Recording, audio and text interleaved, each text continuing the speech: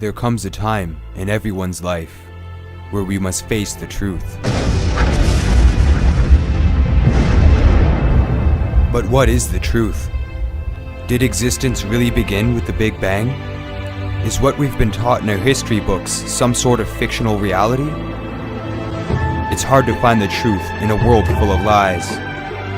However, we do have the strength within us to find the truth, to unveil it, and present it to the world for what it really is. It's your world, your reality, your truth.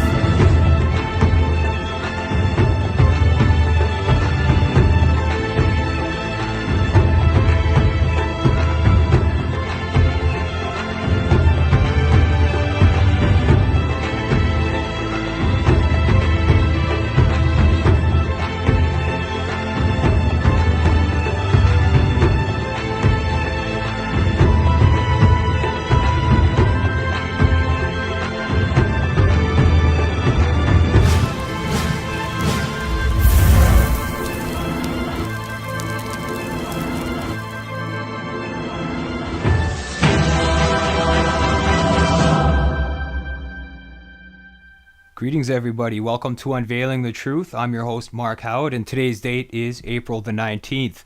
April the 19th is a very famous day, I guess you could say, within our kind of circles. It's the day that Waco happened, the Boston bombing, that's when they caught the Tsarnaev brothers. There's all sorts of dates that coincide with April 19th. And so far, I haven't actually had a chance today to check the news to see if anything happened. But I'm sure there is something that happened or something has escalated, because it pretty much happens every year. April 19th has become renowned for crazy things happening around the world. But one thing that for certain is going to happen today is we are going to have an excellent guest on Unveiling the Truth. I'm happy to have the world's leading Secret Service expert joining me on the show today, Vince Palamara. He's also a very well-known JFK researcher, an author. He writes an awesome blog. He's done a lot of great research in regards to the Secret Service and the JFK assassination.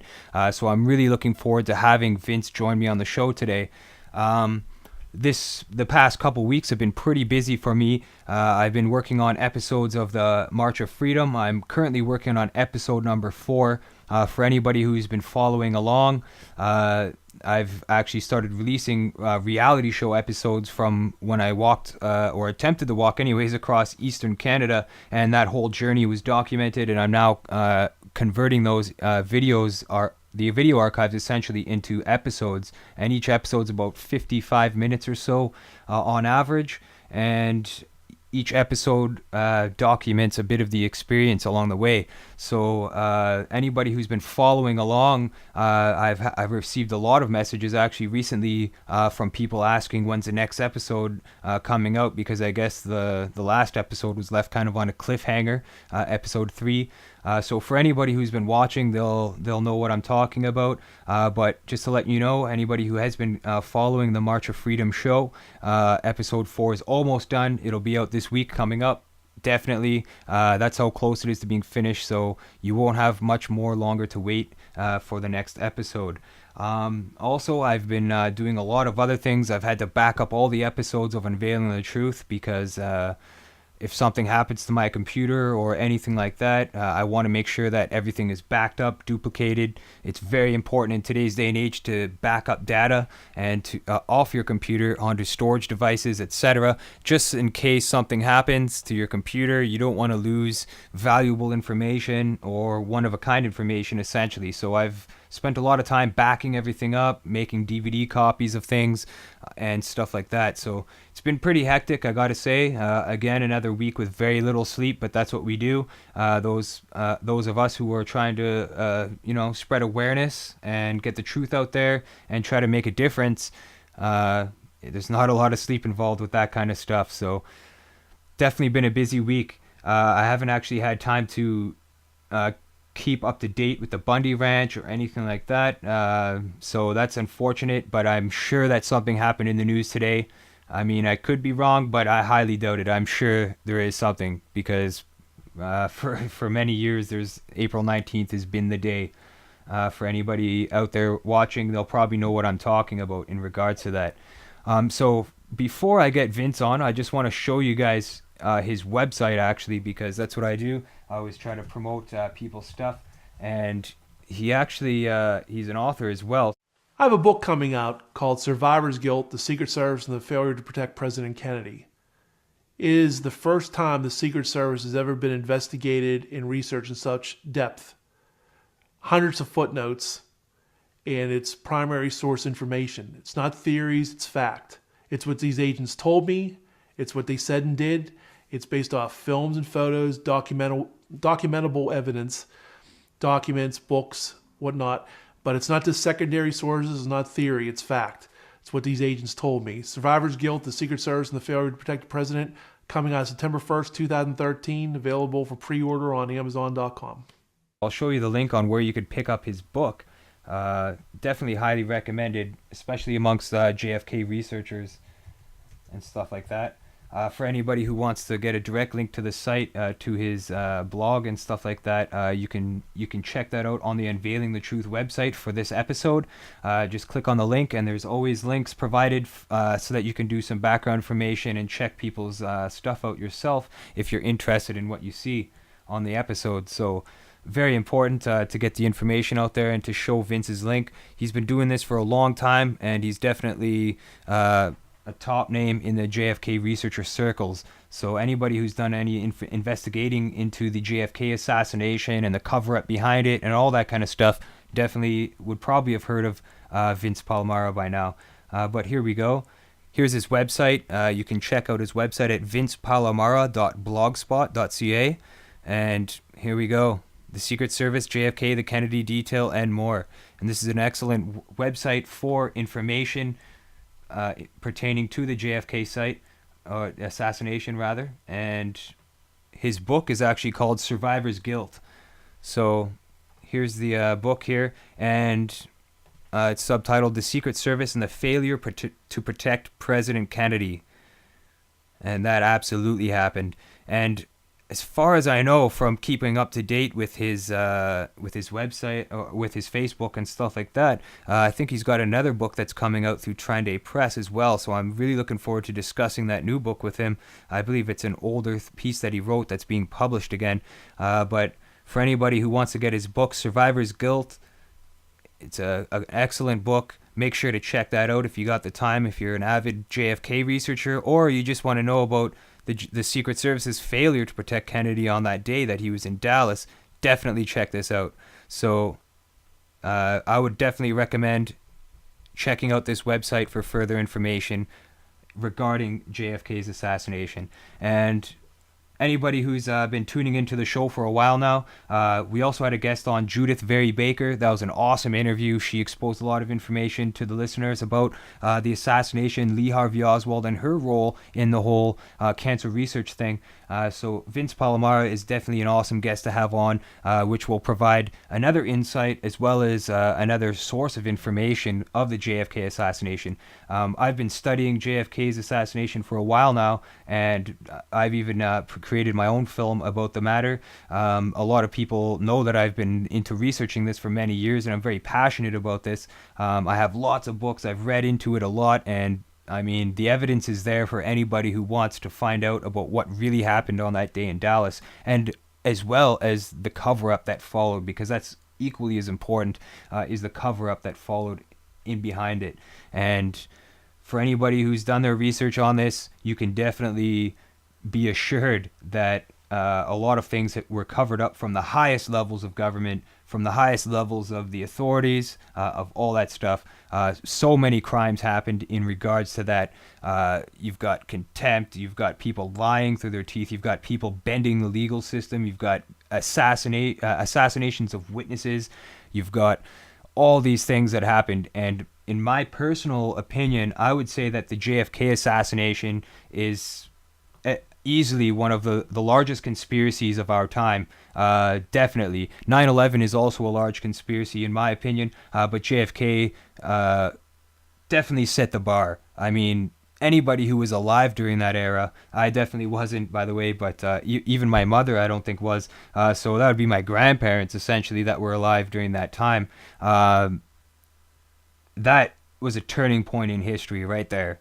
When the head of state, when a president can be murdered and a cover-up of that size ensues, that changes history right there. And that's why I think the JFK assassination is so important to discuss. And I've had people tell me, this happened years ago, why don't you just ignore it, let it go, you can't do anything about it, you can't change the past. You hear things like this all the time. And I'm telling you, it's pretty sad that people would actually say that, especially in regards to the scope of things here. When you have a president that's assassinated, and still to this day, the facts regarding the assassination we're lied to about. I mean, anybody who's in a professional position is not honest about this. I mean, if they were gonna spill the beans and tell you what's going on, release documents, all that stuff, they would be going against the interest of national security or whatever else, and they would be silenced, murdered, or definitely silenced at least. That's at the minimal. And that's been happening for many years now. And we're on the 50th year now. It's been 50 years since he was assassinated, and it's still one of the largest cover-ups in history. But not only that, all the key players that were alive during the time of his assassination are now dying off. So that's another important thing. A lot of people are getting killed off, and or they've died just from natural old age, and a lot of facts are being covered up. So that's what they're hoping for. They're hoping that all these people die off so that nobody can talk about this kind of stuff, so that all the key players, anybody that could be asked about what happens, they don't want any more deathbed confessions like what happened with E. Howard Hunt, the CIA agent who gave his deathbed confession. They don't want anything like that. So as the years pass on, key players will die off and the whole conspiracy will be silenced. That's what they're hoping for. But we have people like Vince and other people fighting for the truth. And I'm going to give Vince a call here and get him on board, actually. And here we go. Hi, Vince. Hey, how you doing? Hey, how's it going? Real good. How you doing? Awesome, for sure. Just getting you up on Skype here. Getting you on the channel here. Okay. Right on. It seems to be working fine. Yeah. And I got to say, it's an honor to have you on the show. Definitely. After doing research for quite a few years myself on this, not as long as you, of course, but your name definitely pops up in research circles when you're doing this kind of research, especially in regards to the Secret Service. So it really, truly is an honor to have you on the show tonight with us. Thanks for joining us. Thanks a lot, Mark. Appreciate it. And I'm just going to get you on screen here. There we go. There he is, everybody. Vince Palamara. Welcome to Unveiling the Truth. So you're the author of Survivor's Guilt, which is a very well-known book. And I think I read on your Facebook status that you're putting out another book. Yes, I am. It's going to be called JFK from Parkland to Bethesda. It's the Ultimate Kennedy Assassination Compendium. And it represents about 17 years of work on the side. Even though the Secret Service has always been my main area of interest, I've also had a secondary interest in medical evidence. So it's based on original research as well as a massive compendium of every known state. For example, every statement that Kemp Clark ever made is going to be included in a compendium. So it's not enough to just have like one source on someone claiming that the back of Kennedy's head's gone, indicating a shot from the front. You're going to get a whole complexity of sources as well as some original research and some surprises. So yeah, it's pretty interesting. Awesome. Yeah, that's amazing for sure. Thanks. And if I'm not mistaken, you wrote something in the past about that. And is it Trine Day that's putting that new book out? Yes, Trine Day's putting it out. Just like with my first book, I briefly had it online in I like to say prehistoric form. At the time, basically the research community knew about it, and they've since been taken down. And just like with my first book, Survivor's Guild, it was massively, rewritten and updated and so on. Well, this is the way this new book is going to be as well. It's updated up to now, because that book was only up to 2005. Well, this is going to be up to 2015 at that point. So it's really going to be overhauled and updated and reach more of a mass audience. Yeah. Mm-hmm. That's awesome. So how long have you been researching into the assassination of John F. Kennedy? Well, there's a first. Computer totally shut down on me there. Are I'm you just going to okay? make sure. I got you back. Yeah, there we Yeah. go. Sure. You Sorry good? about that, Vince. I'm just going to get you back on here. Okay, no problem. I'll tell you, that's the first time that's ever happened during Oh, a it's live okay. interview. My No problem. computer, These things happen. Yeah. yeah, my Difficulty. computer just totally shut down and restarted itself. Just kicked back on, black screened. So I had to get her going again. Glad I got you on board though. I'm just gonna check and make sure that we got everybody still. Yeah, everybody's still in the chat room. Awesome. So sorry about that, folks. Yeah, the NSA is trying to shut down this conversation, or I don't know, computer Shit. problems. Like I said, Yeah. never happened before. But to get back on track though, where we were before, how long have you been researching this? You said that your other book is 17 years in the making. Have you been researching it even prior to that? Yeah, I was about to say before the technical difficulties, you can make a case. I've actually been studying this since 1978. So I was all of 12 years old at the time. The High Select Committee came out, and there was a book called 4 Days. It came out in 1964, but it was in my middle school library. And at the same time, again, these High Select Committee hearings, there was making the news and PBS and whatnot, and I was fascinated.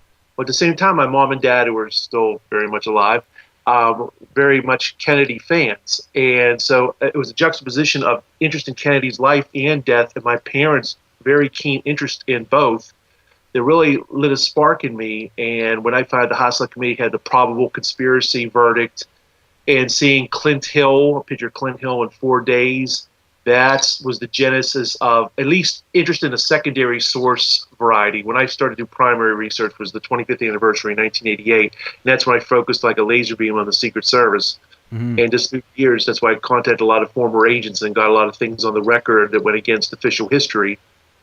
And at the same time, like I said, that's the second book coming up next year. I always had a secondary interest in the medical evidence. Gerald Custer, who did the x-rays on Kennedy, he lived out here in Plumboro, Pennsylvania. And I videotaped an interview with him back in 91 for Harrison Livingstone for High Treason 2, and also in 1998 over 2 days for William Law's book In the Eye of History. So I'm out there. People know about William Zedlitz, the Parkland Hospital doctor. I was the first one to make contact with him. So I've definitely made some inroads with the medical evidence, which is the second book. But yeah, so that brings us up to now, a little bit past the 50th anniversary, and I've always had an interest in just where the Secret Service found a lot of things that went against official history. There would be, I always tell people, there would be no book if it wasn't for what these gentlemen told me, or if they would have told me something that just maybe naively back then would have told the official story, and there wouldn't have been any controversy. It might have not have been a book, but this is like an accident of history because I had no desire back in the early 90s to even write a book. It just came about just through, research. It might have ended on a few articles, it's all just came from there. So, yeah. Yeah, that's awesome that you were able to get a unique perspective on the situation by discussing it face to face with these people. And from what I've been able to research about you, you've interviewed the most Secret Service agents out of anybody else in the world. Is that correct? Yeah, there's a little caveat to that. You can make a claim that Ronald Kessler has beaten me by a few. However, Ronald Kessler has tackled the entire Secret Service, basically all these administrations from Obama till basically, I guess, Eisenhower, give or take. But many of his sources are unnamed. See, I name everybody in glorious detail, and I source out everything. His book has no source notes, no endnotes, no bibliography. And again, most of the agents are unnamed. So we have to take Ronald Kessler's word for it that John Doe agent said what he said, whereas of me, I could definitely make the claim as far as the JFK LBJ era. He might be like an honorable mention as far as overall, but I always tell people it's very hard to take him seriously when the guy has no source notes, endnotes, or oftentimes I'm always dubious of anonymous sources. That to me just alarm bells ring when somebody makes a claim that's powerful, but then it's sourced back to anonymous agent. I want to know the guy's name. So there you go. Yeah. Definitely, and that's a noble thing. Definitely, I think a lot of researchers need to do that. Is look where their sources are coming from, and definitely when you're naming names like you have, I think it's a lot more credible because you can trace it back directly to where you need to for anybody who has questions about it. And it's interesting too that you say that you've been doing the research since '78. That's since before I was even born. So I commend you for keeping up the battle, sir, and Thanks. especially on the 50th anniversary. Along the way, you must have received a lot of, I don't know, it must have been an uphill battle for you. How has the struggle been to get the information out? Oh, no doubt. That's a good way of putting it, Mark. Very well put. Yeah, let's put it this way. I'm not going to sit there and say these guys are my bosom buddies. I would say it was definitely friendly cross-examination as opposed to direct examination from friends and co-authors and colleagues of theirs. I was basically a stranger on the phone or in writing or in some cases in person. And even though I was young enough to be their sons, in some cases their grandson, depending. I mean, excuse me, I asked the hard questions a lot of times. I didn't pull any punches, no softball questions, and had to do what I had to do. It is what it is. I had to be friendly at the same time. I said, hey, sir, I noticed this about the motorcade ride. I noticed this thing about, the agents were not on the limousine in Dallas. So I didn't pull any punches or try to get all starstruck with these men. And to actually directly answer your question about uphill battle, back in 1992, the executive secretary of the former Agents Association, Hamilton Brown, who passed away recently, he had contacted me. And he said, I want you to cease and desist from contacting any more of my associates. I gave you no authority to do so whatsoever. And he also contacted my father at the time. I don't know why, I was living my own, but he contacted my dad. Just to make sure I got the message. Well, after a 24-hour period, I started contacting these gentlemen again, and they told me who died and made him boss. It's a free country. But the point was, it was a shot across the bow. Another shot across the bow was in 2009 to 2010. Gerald Blaine, a former agent of the Kennedy Detail, came out with a book of the same name, The Kennedy Detail. But before his book came out, he was much aware of me because I spoke to him a couple times on the phone and wrote to him and whatnot. Well, he had his attorney send me basically a threatening letter saying that, Gerald's book's coming out, and we get the impression from your blogs you're trying to insinuate you're his co-author. Nothing could be further from the truth, and please cease and desist, using the same kind of language, from making any more derogatory comments. And it was just left as that. But in the meantime, I wrote back and said, sir, all due respect, I'm not trying to say I'm the co-author. I just advertised he has an upcoming book. Anybody with an IQ over 10 would see, oh, I was just advertising the guy's book like I've done many other times. Mm-hmm. Usually for the better, sometimes for the worse. But again, I think it was a shot across the bow. They were trying to put a little scare in me, like, oh my gosh, maybe I better not contact these guys anymore because they're mad and they don't want me to do anything. And again, I can't stress this enough. It's always the sequence of events.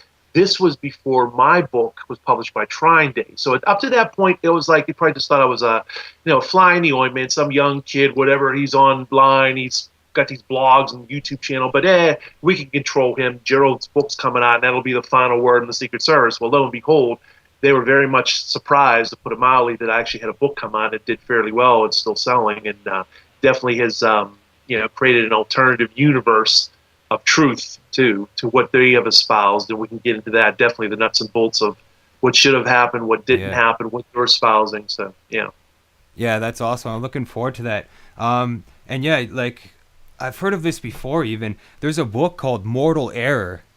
I'm sure you're aware of that. And I mean, I don't subscribe to what that book is saying myself personally. I know a lot of people out there do, and I think a documentary film was made about that book, saying that one of the Secret Service agents, I believe it was, mischarged the rifle and shot Kennedy in the back of the head. It was all an accident and stuff. What's your opinion on that book and what that prescribes? Yeah, well, I actually have a kind of a unique perspective on that, because when Howard Donahue passed away in 1999, he was basically the author of that book. Bonar Mettinger wrote it for him, but it was, all intents and purposes, was Howard Donahue. Just Howard Donahue wasn't a writer. Mm-hmm. And I spoke to the gentleman a couple times. Very nice gentleman. There's why nothing's ever black and white. Some people can be nice. Their theories are wrong or whatnot, or they can come from a different angle. And I told him, I said, basically, you do know, Mr. Donahue, that there's a film out there, the Bronson film. His name's Charles Bronson, no relation to the actor, but Charles Bronson happened to be a spectator. Said, in this film, it shows George Hickey, and he doesn't fire the weapon, he doesn't get up, and then we can go into all the witnesses that never claimed this, happened, and split-second timing and all that. And he was befuddled on the phone with me. He was like, "Whoa, St. Lawrence Press, they authorized my book. They looked at that film, and they didn't think there was any credibility to it whatsoever." And I'm saying, "Well, sir, it is what it is. This film came out. I mean, we can sit there and say, hypothetically, devil's advocate, oh, these agents are covering up for George Hickey and whatnot. But when you get down to it, it's just not true. But here's the good thing. That's why I never throw the baby out with the bathwater. Because this theory, even though George Hickey did not shoot the president, just like Bill Greer, the driver, did not shoot the president, there's something really good that came out of Mortal Error. And what it is it shows that Lee Harvey Oswald did not fire the fatal shot. It's just that Howard Donahue could not wrap his mind around the fact that it could have been a shooter from the grassy knoll or somewhere else or a conspiracy. So he tried to make it out to be a benign accident. And that was his way out. And that's what he did. But when you look at the ballistics evidence in his book, it's very sound. It shows, my God, it couldn't have been from a 6.5 millimeter Mannlicher Carcano rifle and bullet, whatnot. It had to have originated from something else. But again, it goes to show you where where people are coming from. In his mind, couldn't be a government conspiracy, had to be an accident. That solved it for me. It was Oswald and an accidental Secret Service agent slip. And just bring it up, make a long story short, and yeah, this past year, Colin McLaren from Australia, another nice guy as well. I spoke to him, and I'm in his book called The Smoking Gun, just on one page. He just quotes my blog. But anyway, and he took up for the deceased Howard Donahue, and that's how he came up with that show on the Reels channel. And it's a very entertaining show. See, again, that's why I never throw the baby out with the bathwater, because that documentary is actually very well done and had some really good recreations of testimony, actual word-for-word testimony from the ARRB, House Select Committee, Warren Commission. So some good things in there, but the central theory doesn't cut it. And that's, I guess, where we're at now. I've always had to deal with that with people in email and whatnot. I get two things. I get Greer shot Kennedy, which he didn't, and I get Hickey shot Kennedy, which he didn't. So there you have it. Yeah, I remember when I was first looking into the JFK stuff, this was many years ago, I came onto William Cooper's perspective about how Greer did it. Greer was the one who turned around and shot him, but I mean, after looking into it a lot further, I definitely noticed that it wasn't Greer that did that. And I guess you would have been around and researching this, the case when Cooper made those claims back in the day. How do you think that it's evolved over the time? Like, do you think that now we have a pretty common collective narrative of what actually happened between all the researchers? I would say yes, as far as that goes. I mean, there's still people on the fringe that want to believe Bill Greer shot the president. I mean, Bill Cooper, it's a shame he passed away in a gun battle accidentally. That's another story. But as far as Greer goes, yeah, they were using poor quality copies of Zapruder film. And there's something, I can't put my finger on it, but there's something about, there's a better way of putting it. There's something very compelling for the average novice out there on the street when they hear a specific name was the assassin. And when you look at a grainy version of Zapruder film, not a good quality version of Zapruder film, but a grainy version, the sunlight off Roy Kellerman's head, the agent in the front passenger seat, sort of looks like a gun, especially in those horrible quality copies. They think, hey, there's no doubt Greer turns around twice. That's in my book. I mean, Greer's definitely one of my three suspects, actually, but Greer did not shoot the president. But again, as like using your word, evolved, as the years went by, people put two and two together, used common sense, looked at much better quality copies of Zapruder film. They realized can't be.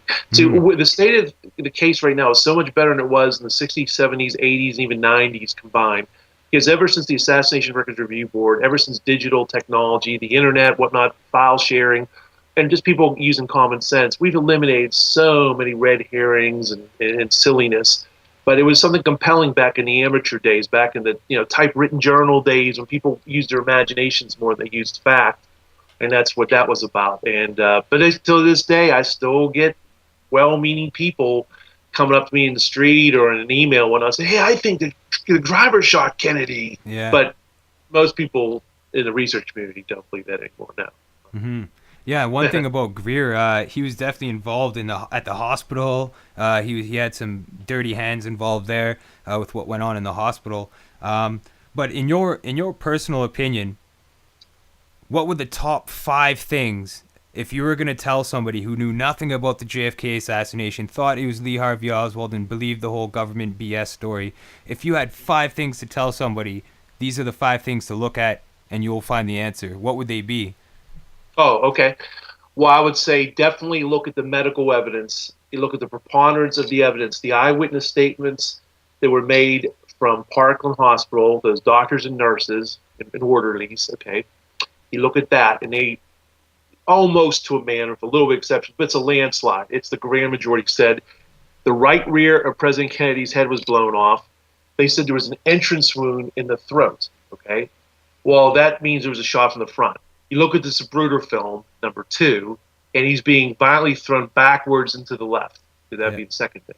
The third thing would be the statements from Bethesda at the autopsy. Just as a little tiny side note, Haas Select Committee came out in the late 70s and said, the Parkland doctors said such and such, but in contrast to what they said, the Bethesda people agreed with the autopsy photos, so the Parkland doctors must be mistaken. This is the beautiful thing about the ARB. They found out, and so did independent researchers like Harry Livingstone and whatnot, wait a minute, that's not true at all. The Bethesda people, the vast majority, agreed with the Parkland people that the back of Kennedy's head came off. That indicates a shot from the front, because for your lay audience, entrance wounds make small holes, exit holes make big holes. Yeah. So you see the Zapruder film, he's violently thrown backwards to the left, and the back of his head comes off, and they're also saying there's an entrance wound there. Well, the Bethesda people, number 3, my list, also agreed, so you got that tandem right there. Okay. Then you have, in my opinion, the actions and inactions of the Secret Service. I mean, to set him up as a sitting duck, and there's many things unique to Dallas, and this is a city that Kennedy was warned about. He even said, we're heading to nut country right now. He was warned not to go, and he made those statements as well. There's a reason why he had a hang up about death, especially right before Dallas, because he heard some of the things, he saw what was going on.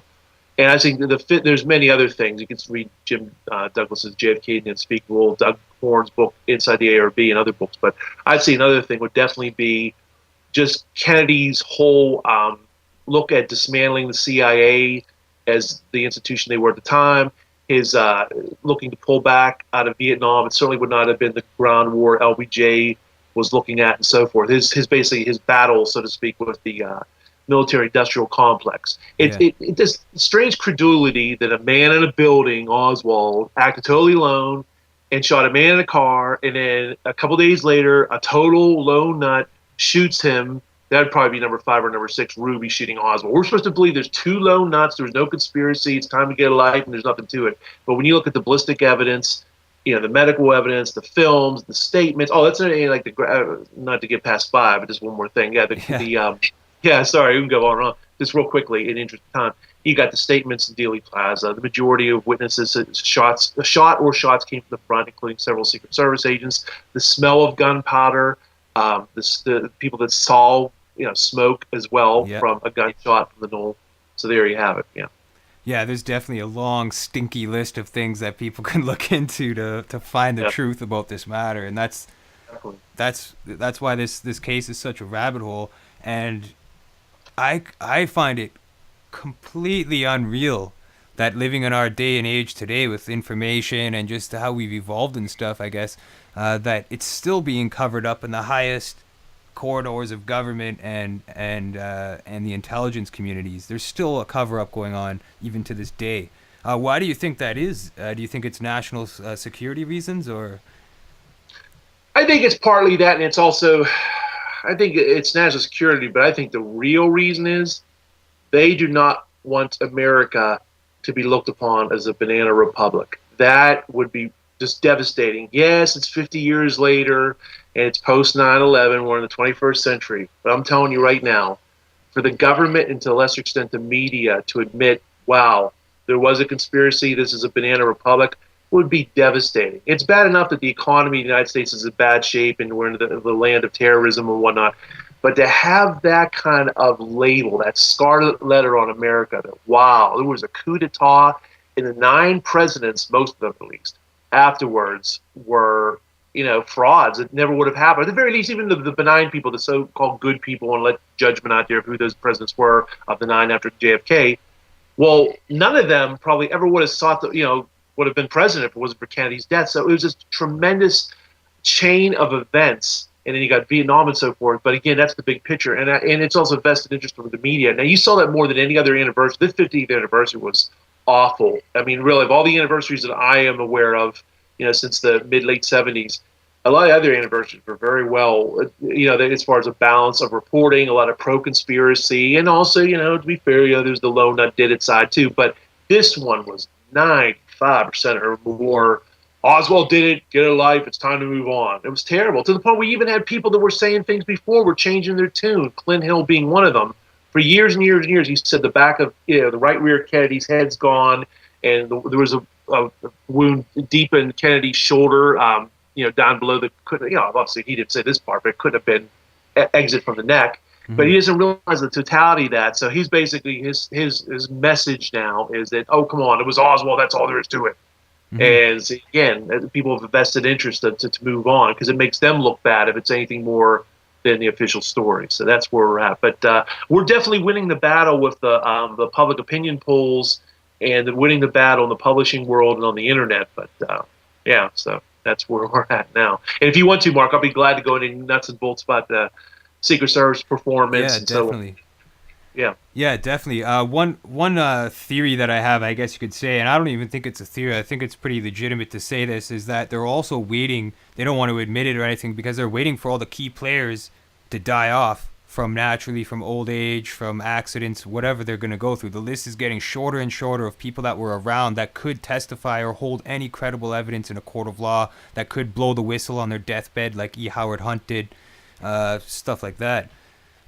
Do you agree with that? Do you think that they're just waiting, and do you think they'll ever release the truth about this, like once they're all dead? See, the ironic thing is, actually, they quote unquote have, but it's been so dumbed down by censored documents, released piecemeal, and to quote like Kevin Costner in JFK the movie, the point gets lost in the shuffle, so to speak, because what it is we're so many years later, people have their day-to-day routines, their day-to-day lives, and the economy being bad and so on.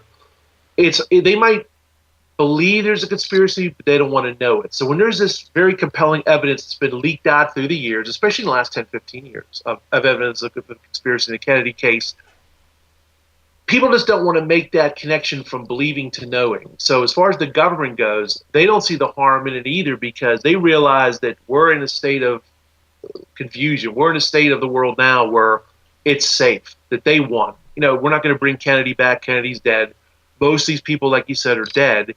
And, there's books out there that have a lot of truth in them now, too. And it never would have been released back in days of old, just because publishers would have touched of a 10-foot pole and the state of the world. And you still had Governor Connolly alive. You still had Jackie Kennedy still alive. You still had JFK Jr. still alive. But now, with the passing of time, we're to the 21st century and past 9/11, I'll be honest with you, I think it's not even so much a fear factor on the government side, and to a lesser extent the media. It's more just the fact that they realize that, like quoting Alan Dulles, people in this country don't read. Other than researchers and people like that, people with vested interest and whatnot, there's a lot of people that might see a Yahoo article, for example. Oh, compelling evidence of conspiracy in the Kennedy case. Then they'll think, oh, that's interesting. By the way, who are the Cowboys playing tonight? See what I mean? It's kind of like that's the world we live in now. Short sound bites, short attention spans. Everybody's like stuck to their iPhone and stuck to their own little world, and which is understandable to a point. So, yeah, it's definitely through attrition he's been passing on, but it's good. I tell you what, I'm just telling you right now, if it wasn't for my book and some of the things that I came out with, JFK would have been branded as the blame the victim thing, would have totally fell on him. I think most people would just believe it. Wow, Kennedy, he had a rendezvous with death, and he definitely had it coming, because this guy didn't want these men to do what they were supposed to do, and there you have it. But luckily there's people, not just to my own horn like me, but many other people that are doing great work out there on various avenues of the case, and they're making sure that it's not going to die an untimely death. And even right now, it's over 150 some years later, we're still talking about the Lincoln conspiracy, and so on. There's definitely the struggle continues, but we're definitely making inroads. Let's put it that way. Yeah, I think the shadow government is becoming more of a shadow, and it's becoming more something that's in the public's eye almost. And I'm noticing too a lot more interest in looking into conspiracies, because people want to know the truth, and it's starting to come around, where it's going to be cool to be educated. It's going to be cool to be knowledgeable. And that's I think is important. People shouldn't ignore the truth and push it off into the corner and be stuck with apathy, essentially, because that's a bad thing right there. Bad combination. And to get into your area of expertise, the first area of expertise, the Secret Service. For anybody out there listening who might not be familiar with their involvement and what you've uncovered in your book, Survivor's Guilt, could you break down what your book uncovers and some of the information you've researched? Sure. Yeah, here it is, Survivor's Guilt, the Secret Service, the failure to protect the president. And what I've always said at lectures and whatnot is that Oswald or no Oswald, conspiracy or no conspiracy, if these gentlemen, these Secret Service agents, would have did their normal professional jobs, Kennedy lives. So we're not even talking about a conspiracy, or at least a successful conspiracy. It would have been at most an attempt on his life that would have been like the Ronald Reagan assassination attempt, or the attempt on Truman and attempts on Gerald Ford. He would have lived, and then if there was a conspiracy and whatnot, would go from there. But by these gentlemen, and not just from 2014 standards, strictly from 1961 to 1963 standards, it's just deplorable. They left Kennedy a sitting duck, and that's basically what this book is about. And again, it came about by accident. What I mean by that is that everybody in the research community who's an author, researcher, probably has one date or one thing in their mind that was the catalyst, the genesis of the research. To me, it was September 27th, 1992. Up to that time, I was weary of the Secret Service in general, I should say, and a couple agents in particular, like Bill Greer, the driver of the car, for slowing it down and whatnot. But I didn't have anything really, really hard evidence of anything other than maybe just suspicion and negligence and so on and so forth. Well, on September 27th, 1992, I spoke to the #1 agent of JFK's White House detail. That's Gerald Bain, B-E-H-N, in relation to Gerald Blaine, the Kennedy detail book. And I spoke to the gentleman 3 times on that date, off and on, and I asked him, and again, this is one main accident of history. After that point, even though I was suspicious, I tended to believe some of the pablum that JFK didn't want the agents on the back of the car, didn't want the motorcycles beside him, didn't want the bubble top, he wanted the trademark, etc., etc. So I ran it by him, matter of fact, with Gerald Bain. I said, yeah, I understand, President Kennedy, he didn't want the agents on the back of the car and whatnot in Dallas, and he cut me off and said, I don't remember Kennedy ever saying anything about not having the agents on the back of the car. If you look at the newsreels, you'll see agents on there from time to time. And then before I could catch my breath, he brought up the trip to Berlin in June of '63. And I found there was many other trips as well that had the agents on or near the back of the car. And for the lay audience out there, what that means is the agents would have been on or near the rear of the car, and the shooting begins, especially if the shots came only from the rear, if you believe the official story. They would have had a chance to block a shot or shots, and Kennedy would have just been injured or maybe not even shot at all. And there's much more to it than that. But that event right there just shook me to the core. I had a hard time continuing the interview when he told me that, because I just could not believe he's telling me. It's the #1 agent. I mean, He was lucid. And when he's telling me this, I'm like, wow, this is amazing. But as I collected my thoughts and tried to be a devil's advocate, I said to myself, okay, this is powerful, but still one guy out there, even though he's the #1 agent. Somebody could say, man, it's some old guy, senile, whatnot, but he wasn't. But you gotta take it like that. So I ended up. It was the genesis of me contacting his associates. I was very inspired. And keep in mind, this is before the internet kicked in. This is the old legwork of newspaper archives and mortuary with articles about their deaths and so on, and networking. And one after another, it's like these guys were reading cue cards to a total stranger on the phone. They lived in different parts of the country. They didn't know I was going to be calling. They weren't comparing notes. And either in writing, I also got this in writing in on tape on several occasions. They all said the same thing. JFK was a very nice man, never interfere with their actions at all. That word never was used over and over. And he did not order the agents off the back of the car, whether in Tampa, in Dallas, or anywhere else. So it gets us back around that, wow, the Secret Service officially blamed President Kennedy for their lack of presence in Dallas. So it looks pretty bad that they're blaming the victim after the fact. He can't speak, he's dead. And they're blaming him, and it's turned out not to be true by their own mouths. And wow. And again, that was in fact, the detailed chapter 1 of my book goes into gory detail of what every agent, White House detail, and so on said. And I call it a landslide of truth. What I also uncovered was, again, I had 3 major suspects of the Secret Service. I'll just name them. We'll go into Floyd Boring, Emory Roberts, and the aforementioned Bill Greer, the driver of the limousine. And it's not this paranoid. The Secret Service as an institution, it's a great institution. They, as an agency, didn't wish Kennedy harm.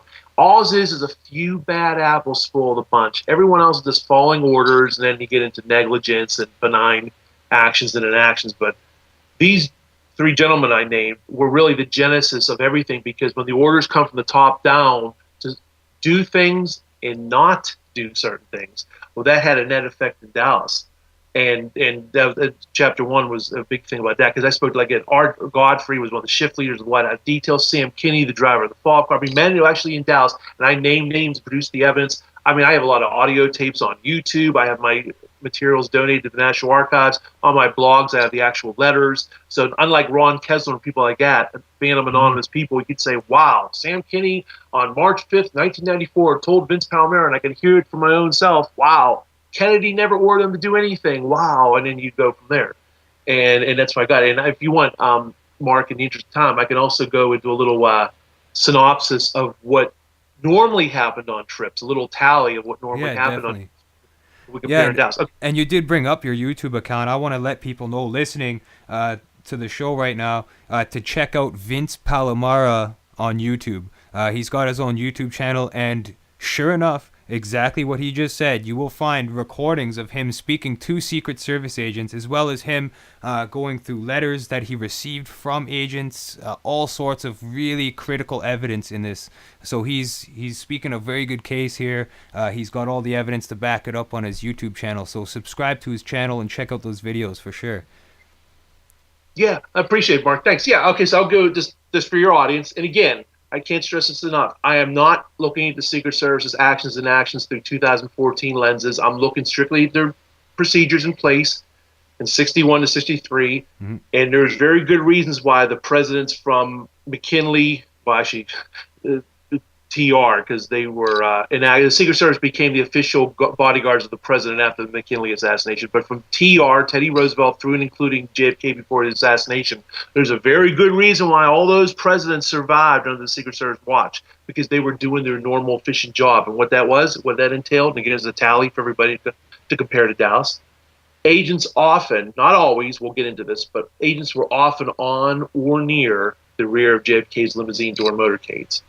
Normally had agents or police or the military guarding building rooftops. You heard that right, guarding building rooftops. Before I continue this tally real quick, if I just say some of my major discoveries in the course of research of this book, this was one of them. Because I, for many years, did believe, even past 1992, I believed that while that definitely was a security precaution that was invoked after Dallas as a reaction to the tragedy. When I searched newspaper archives, many of which, sampling is exposed in the book, reproduced in the book, as well as interviews with top agents like Michael Trina, who wrote the Secret Service manual. He's telling me that was a standard procedure before Dallas, before the Kennedy assassination. They guarded building rooftops. That's what everybody keep that in mind. There was normally many flanking motorcycles, 4 to 6 right beside JFK, as well as many outriders before, during, and after the presidential limousine. You usually had a detective or a police car or both, after the president's Secret Service follow car. You had the military lining the street facing the crowd. You had the police lining the street and facing the crowd, not doing what they did in Dallas. The few that were there were facing the limousine, which is meaningless. Any security officers are just facing the limousine or spectators. It's meaningless. What's happening behind their eyeballs is what they have to be looking at. So that's the bottom line. Normally, a military aide rode in the front seat of the limousine between the driver and the agent in charge. The good speed of procession, usually 25 to 50 miles an hour. Now, closer to the 25, I understand, but that's still more than double what the speed was on Elm Street. Usually, the overpasses were clear of spectators. Usually had at least one ambulance on standby in case of emergency. Sometimes, again, this is really surprising during my research, I got documentation galore on this, actually thousands of footnotes and whatnot, that helicopters were sometimes used along the route to police the route. This happened in Chicago earlier in the year, 63, March of 63. This happened in Nashville, Tennessee, and this happened in San Antonio, Texas, the day before the assassination. Helicopter was used. In fact, as a little aside, in the 50th anniversary documentary on National Geographic, JFK, The Final Hours, there's actual film footage, beautiful film footage taken from that police helicopter of the motorcade route as it proceeded. There you go. Yeah, it's interesting, huh? Yeah. And a fair amount of time, the bubble top, either partial or full, was used. And again, I'm not speaking hyperbole. I am much aware that you can look at still photos and say, "Hi, Vince, aha, I don't see the bubble top there. I don't see agents beside the car." I'm talking about the tally-alls. I'm not talking about every single thing was used. I'm saying the majority of these situations were used. Like, we'll get into this later, but I just want to go through this tally in the interest of time. The thing about the guarding the rooftops. The guarding of the rooftops neutralized whether the agents were beside the car or not. Because sometimes there was manpower issues, and they didn't always ride on the back of the car 24/7 during motorcades. So to alleviate that situation, manpower situations, they would have the rooftops totally guarded. So there you have it. So that would totally cover that. But roughly 20 trips I've documented in good conditions, no rain, no overcast, no nothing. The bubble top was used. You might say 20 trips. That's a good amount, but what's that really mean? Well, that's roughly a third of President Kennedy's motorcades. Keep in mind, he was only in office 61 to 63. There's only a finite number of motorcades. President Kennedy didn't have a motorcade every day and every week. He actually usually only had a smattering of motorcades here and there. It was, just depending on his schedule and whatnot, and we all know about the European trip in 63 and so on. So there you have it. And what that means is, even though the bubble top was not bulletproof, many of the agents I spoke to, and I go into this in Chapter 3, believed the bubble top was a deterrent because it would have deflected a bullet, and many people believed it was bulletproof. And what it might sound silly, but the psychological deterrent is very powerful. Because when a potential assassin or assassins even shot at Kennedy, if they would have said, "Ooh, abort, he's got the bubble top on," there you have it. Yeah, and it would cloud their vision and make it harder for them to get a headshot, a fatality shot. So yeah, definitely. The sun's glare, the metal stirrups, just the fact that plexiglass. If a twig can allegedly make the bullet go like this, I think a quarter-inch plexiglass at the very least would have done some damage. And again, you don't have to take my word for it. You don't have to take Vince Palamara's word on anything. These agents documented are all saying, many of them said, "Oh yeah, would have deflected a bullet, no doubt." So there you have it. The special agent in charge or his immediate assistant were normally on trips, while a third stringer was making his first major trip on his own. That was Roy Kellerman. Give everybody an analogy. That'd be like going to the Super Bowl and having your third stringer off the bench start the game instead of Tom Brady, the number one guy. There you have it. The president's physician, Dr. Berkeley, was normally close by. There was good intelligence on the trip, meaning that they had good threat knowledge and they would neutralize threats by watching crazy people or maybe uncovering some sort of plot. For example, they had 6 pages of threats to Kennedy's life when it goes to Tampa. Allegedly, there's nothing in Dallas. We'll get into that. Normally, there's a flatbed truck of still-in-motion photographers in front of Kennedy's limousine. In fact, there was even times there was a live television feed of the motorcade route itself. We wouldn't need Abrams, Bruder, Orville, Nixon, all these amateurs. We would have had professional, beautiful quality, still-in-motion photographers, film, video, black and white video, and whatnot. And that was canceled at the last minute. We'll get into all these cancellations. Press buses were normally close behind the limousine. And getting to near the end of this tally here, a good motorcade route, no excessive slow turns, a complete check of that motorcade route, the buildings and turns and whatnot. Sheriff's Department and the police assistants in good number. It's not just a hyperbole to say police. There's the Sheriff's Department, and there's the local police, and again, like I mentioned earlier, the military. So there you have it. All these things are a mosaic of security that normally happened on Kennedy's trips before Dallas, including the earlier part of the Texas trip. San Antonio, military intelligence. 40 members of the military intelligence unit were guarding the motorcade route in San Antonio. And again, I talked about the helicopter. And buildings were normally guarded. So that's what I mean. Sometimes people, you're always going to get detractors and dissenters. And every once in a while, I'll get somebody to go, "Aha, Vince, I got this still photo from this trip. I don't see agents on the back of a limousine. Explain yourself, sir." And I'll say, "Well, I'll explain myself easy.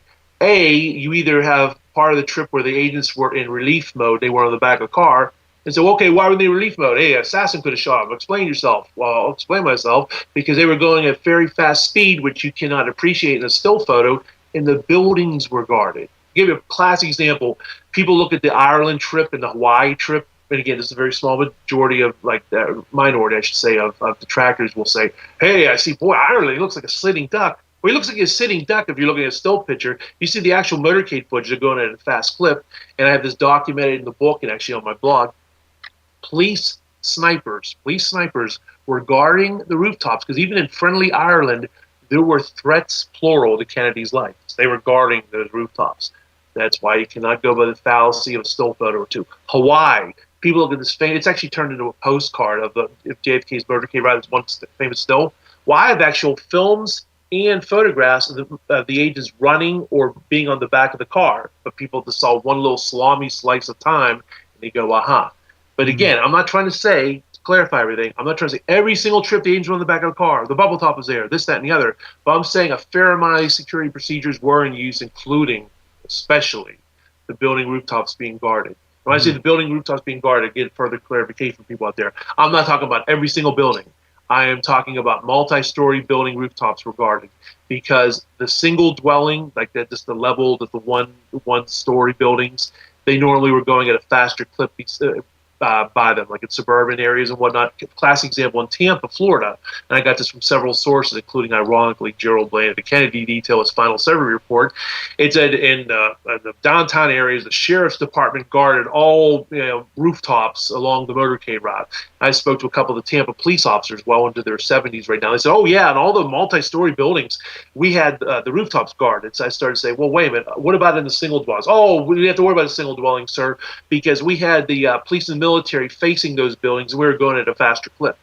And again, harken back what I mentioned earlier, Chief Inspector Michael Tarina, he's one of the brass of the Secret Service. He wrote the Secret Service manual, and he came out, he was a contributed to a book that was actually for young adults. It was called What Would a Secret Service Agent Do? It's from 1962, the year before Kennedy's death. There's a passage in there that was amazing to me. It's a long out-of-print book, and I quote it in the book. I actually have a picture of the excerpt in question in my book.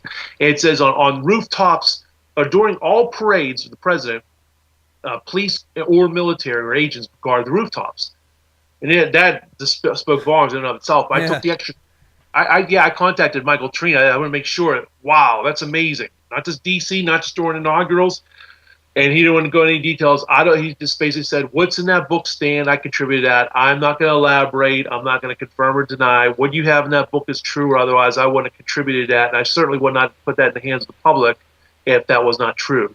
So there you have it. Then I have newspaper clips in Milwaukee, newspaper clippings where the police said they had to guard the building rooftops. Nashville, Tennessee, they guarded the rooftops until the procession passed. And it's incredible, and that's why I wrote the book. It is Mark. If there was no evidence, there'd be no book. And again, most people believe JFK had a rendezvous of death, and that's why I had to dispel that notion. So we'll go into more specifics. I just want to give people a thumbnail sketch. Yeah, and like one of the videos that first got me looking into JFK's assassination wasn't just the Zapruder film and the obvious direction of his head after the impact, but also the video of the Secret Service agents. Somebody's yelling something from the back of Kennedy's car. He's like, pointing to this agent, and the agent's, shrugging his shoulders going, what are you telling me to do? They're told to stand down. And that blew my mind when I saw that. That just totally opened it right up for me. Anybody watching, check out that video. There's a video plain as day showing that. That was my discovery too, Mark. That was my discovery, point blank. In Ops, I didn't film it. That wasn't me. I was WFA TV, November 22nd, 1963. They were the Fort Worth, Dallas affiliate. But back in 1991, now I would say 100% of the public and 95 to 99% of the research community didn't know about that at all. I'd like to go 100%, but maybe there was some lone wolf out there I never heard of. For all intents and purposes, people weren't aware of it. 1991, I got like 16 hours of footage, raw footage of WFAA, again, local Dallas affiliate. And they showed, because it was only in the local, it wasn't shown nationally, it was just showed locally, the Love Field departure, Love Field building, the airport in Dallas. And I was floored. I said, what the heck is that? The agent in the fog car is standing up and he's waving. He's going like this, using hand gestures. And obviously, he's saying something. There's no sound on the film other than the narrator talking about Kennedy, innocuous stuff. And you see the agent turn out to be Don Lawton. We'll get into this in a second. Not once, not twice, but 3 times. He goes like this, like what gives, like what's going on. He raises his hand in disgust.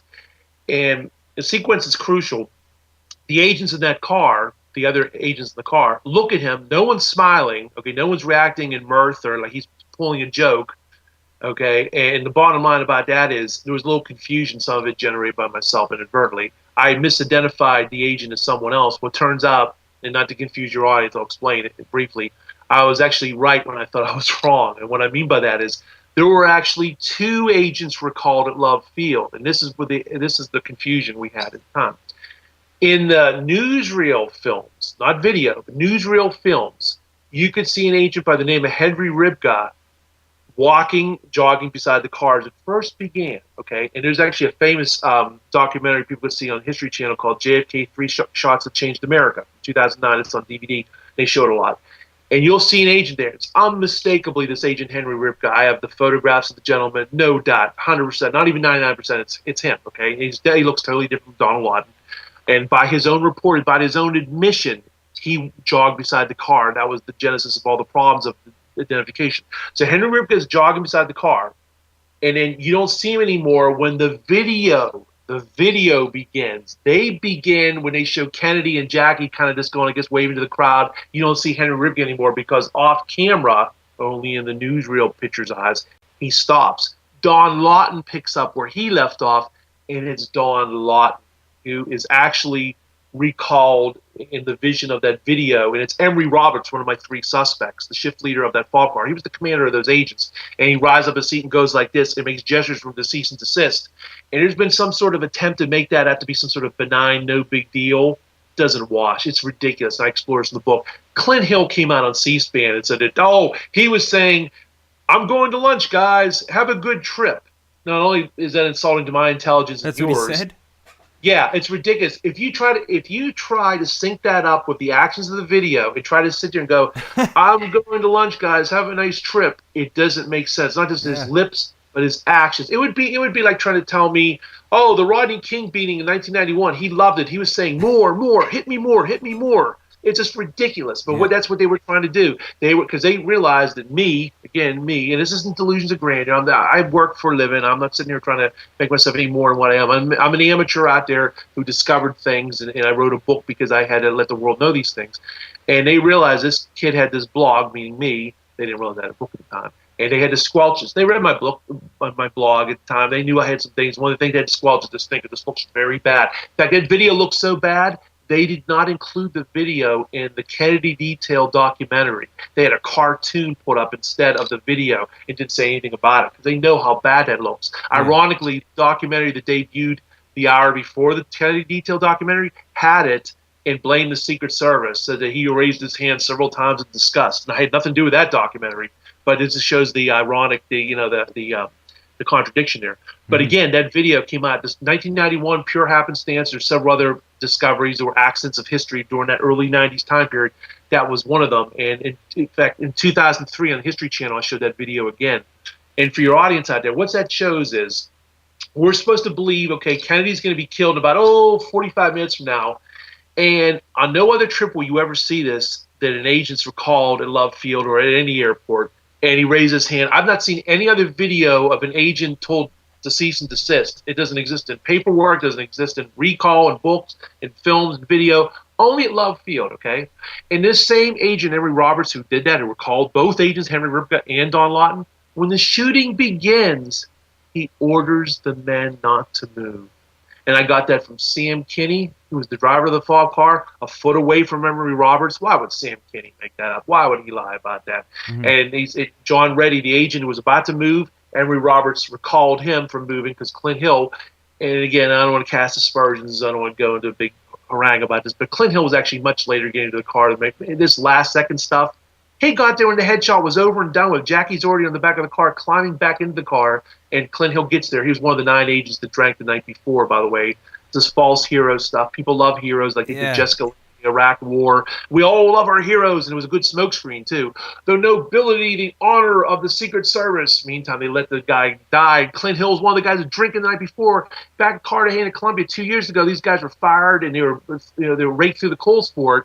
They let a president get murdered, and Clint Hill's given an award for what? An attempt? In World War II, medals were given out to people that succeeded. No, like, hey, Private Jones, you failed, but you tried. Here's the Silver Star, my friend. They don't do stuff like that. But you know what they wanted? 1963, 64, America is a very, very naive country before Watergate and Vietnam War, as we know it, began. Everybody believed official pronouncements as the word of God and whatnot. So when they're saying that, hey, Oswald acted alone, there's no conspiracy, and Clint Hill was a brave man, They think, wow, he attempted to get in the back of a car. He tried to save Jackie. It wasn't until years later that not only we know, it was known right away, but people just fluffed it off about him being one of the agents that drank because they didn't want to go into it. Hey, that's heresy. Yeah. These guys are noble men.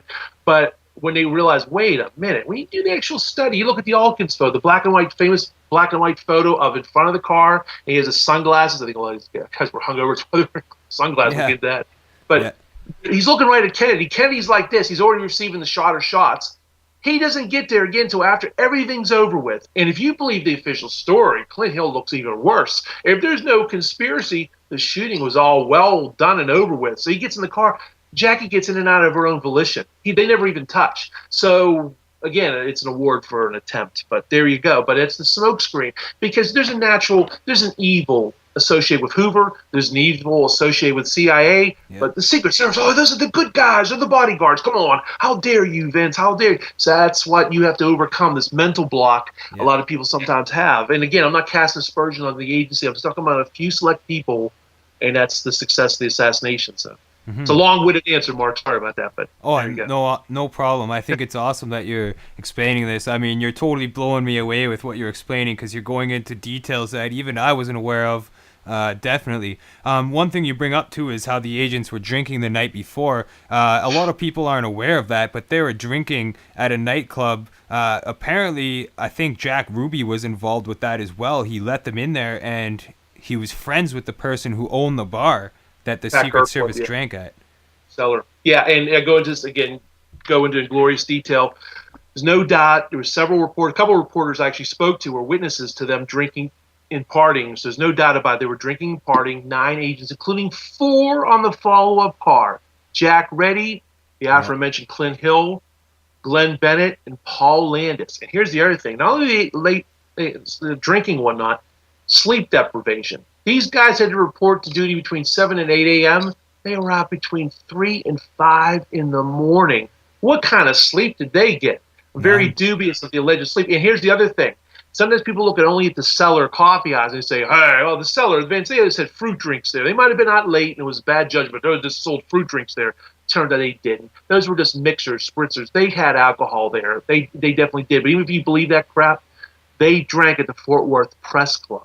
So even if they didn't have hard liquor at the cellar, they had hard liquor at the Fort Worth Press Club. There's no doubt about it. Again, I have a couple reporters in my book who say it matter-of-factly. And by the way, they think Oswald acted alone, but they were witnesses to it. Yeah, they were drinking, carrying on. I wouldn't doubt for a second they were inebriated. There's more evidence of the fact in my book that this was not an isolated incident. That there were several other people. Jerry Bruno was a Democratic National Committee advance man. Said an agent pulled a gun on a barkeeper in Italy in July of '63, demanded that the bar stay open for the agents. We know Abraham Bolden, a former Secret Service agent, saw partying and carrying on galore. And again, the outrage, the indignation 2 years ago, Cartagena, Colombia, and I reproduce it in my book. Clint Hill, it's quoted in my book, it's from CNN. He's sitting there saying, yeah, there's no loose chain. You're on duty for the whole time. How dare these men do this? Yet he lost a president. A president's head was blown off because this fraud. Yeah, Clint Hill, you're a fraud. Come get me. Yeah, what it is it's a false hero. This makes me so mad. People are so gullible. He's coming out with these books now. He has 2 books, 3 if you include Kennedy Detail. He contributed to and wrote the board. He's making millions. And again, it's free enterprise. God bless him if he wants to make money. But he's making all these people that espouse Lone Nut make so much more money. Posner and William Manchester and Jim Bishop. The list goes on. Norman Mailer than us alleged conspiracy theorists that work for a living, that aren't exactly rich, but those people are. But then they cast aspersions on us for making money. They're the ones making money, but that's neither here nor there. The bottom line is, it's a false hero thing. If you go on Amazon, it just makes my skin crawl. There's all these people naive going, oh, Clint Hill, oh, thank you for your service, sir. I know you tried. Meantime, hello, what about the drinking incident? What about the fact he failed? What about the fact he's saying the back of the head's gone and indicating a shot from the front? I mean, the list goes on. There's more to it than that. And the fact that these guys are lying now and reversing themselves for, the Kennedy Detail book. But yeah, the drinking incident is obscene to me because it also speaks of bad judgment, drinking, and sleep deprivation. These men are supposed to guard the president, okay? They live and die on their reflexes. If you look at the video, I should say, of the attempt on Reagan's life, March 30th, 1981, all they had is agile minds and fleetness of foot. Thank God I salute those gentlemen. I salute the majority of the Secret Service. Those guys are incredibly awesome using the vernacular. Jerry Parr, the agent who pushed Reagan in the limousine, I spoke Yeah, to him that a couple. video is amazing. You see He's them awesome. working the way they should work for the Anybody should Reagan. be ashamed of themselves for casting aspersions on any of those gentlemen. Those gentlemen, fantastic. And I salute so many of the agents through the decades and the centuries. So I'm not sitting there. There's no witch hunt. I have no, oh, Vince, do you have some sort of bad past in the Secret Service? No, not at all. It is what it is. There would be no book if there was no evidence and no statements. It is what it is. And that's what it boils down to. And I'm just so outraged because the thing I'm outraged the most is that Kennedy was killed. The second thing I'm most outraged about is the fact that he blamed the victim.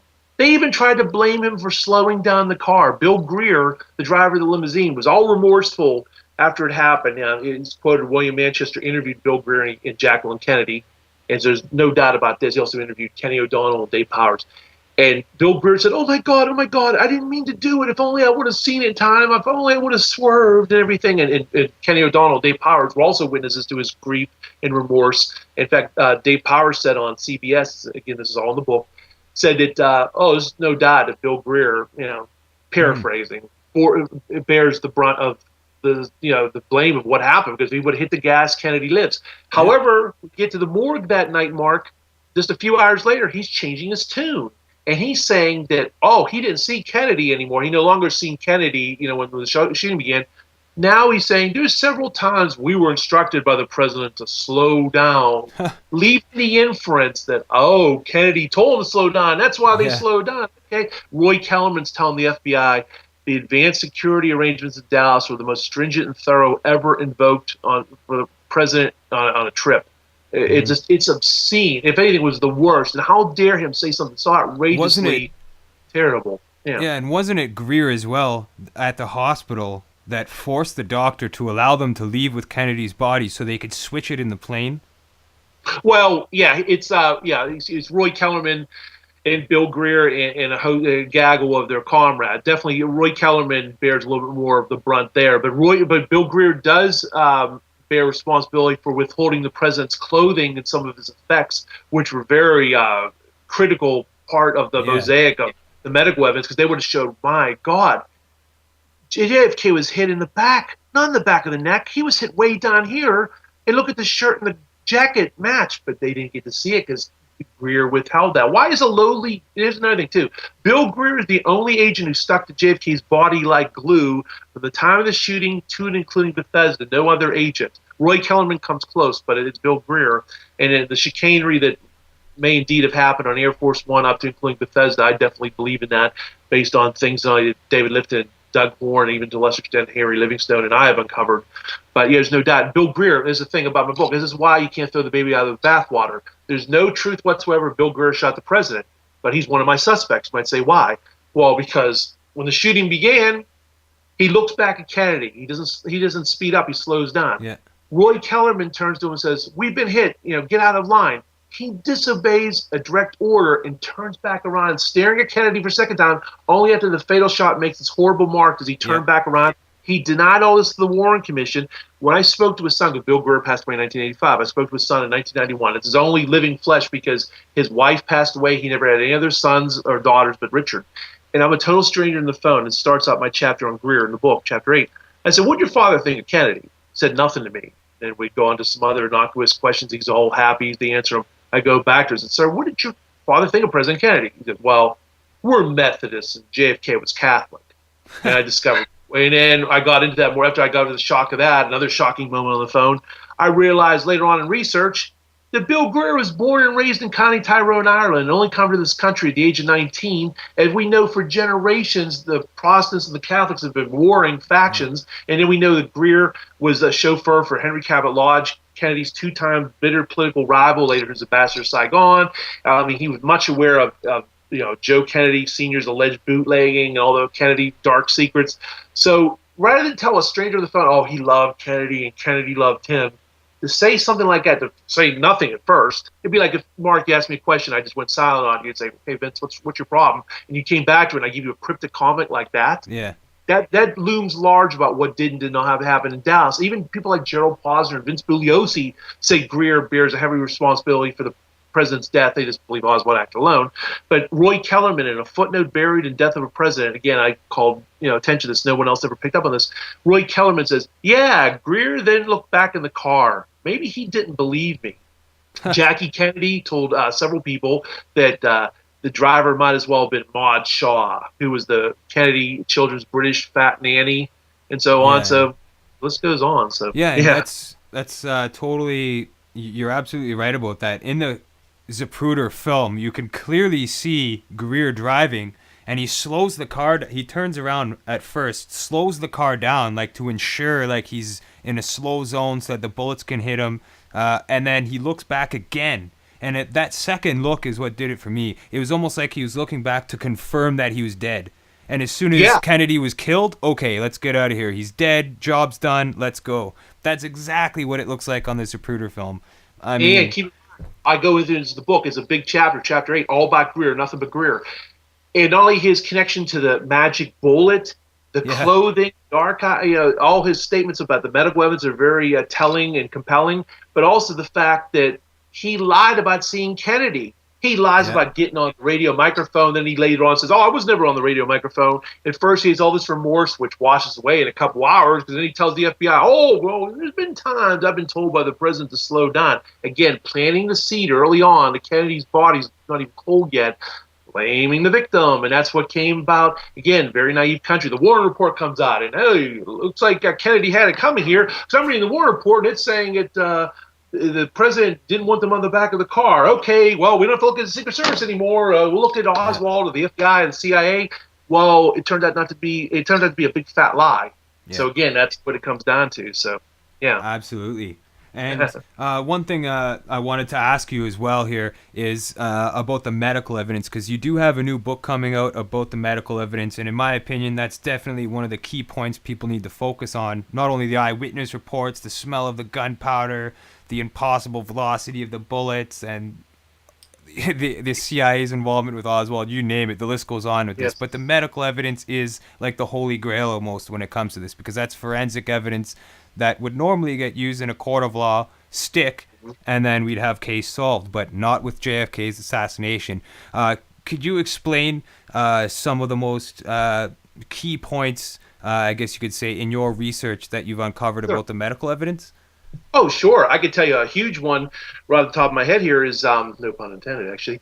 I talk about 1991, discovering that video of the Love Field, recall the agent. Well, the same year, same batch of video footage, Dr. Robert Shaw, who was Governor Connolly's main surgeon, he's telling the world, multi-million, actually billions of people on TV, for the whole world to hear, he's telling the reporters that the bullet, later on we know as the magic bullet, is still in the governor's leg. It has not been removed yet. And he reiterates, the bullet has not been removed yet, and newspapers picked it up. I document this, and again, the video's on my YouTube channel. It's incredible. It's not semantics about a fragment. The timing he says this, Air Force One's on its way back to Washington, D.C. with Agent Richard Johnson having the alleged magic bullet that came from Oswald's alleged gun and so on. How could that be if the bullet's still in his leg? Roy Kellerman, he would send his Warren Commission testimony. He was under the impression the bullet was still in the governor's leg because Dr. Berkeley told him so. Again, that's in my book too as well, chapter 10. Didn't they put that bullet on the stretcher though? Yeah, well, there's a thing. That opens up a huge can of worms. I'm being nice about it.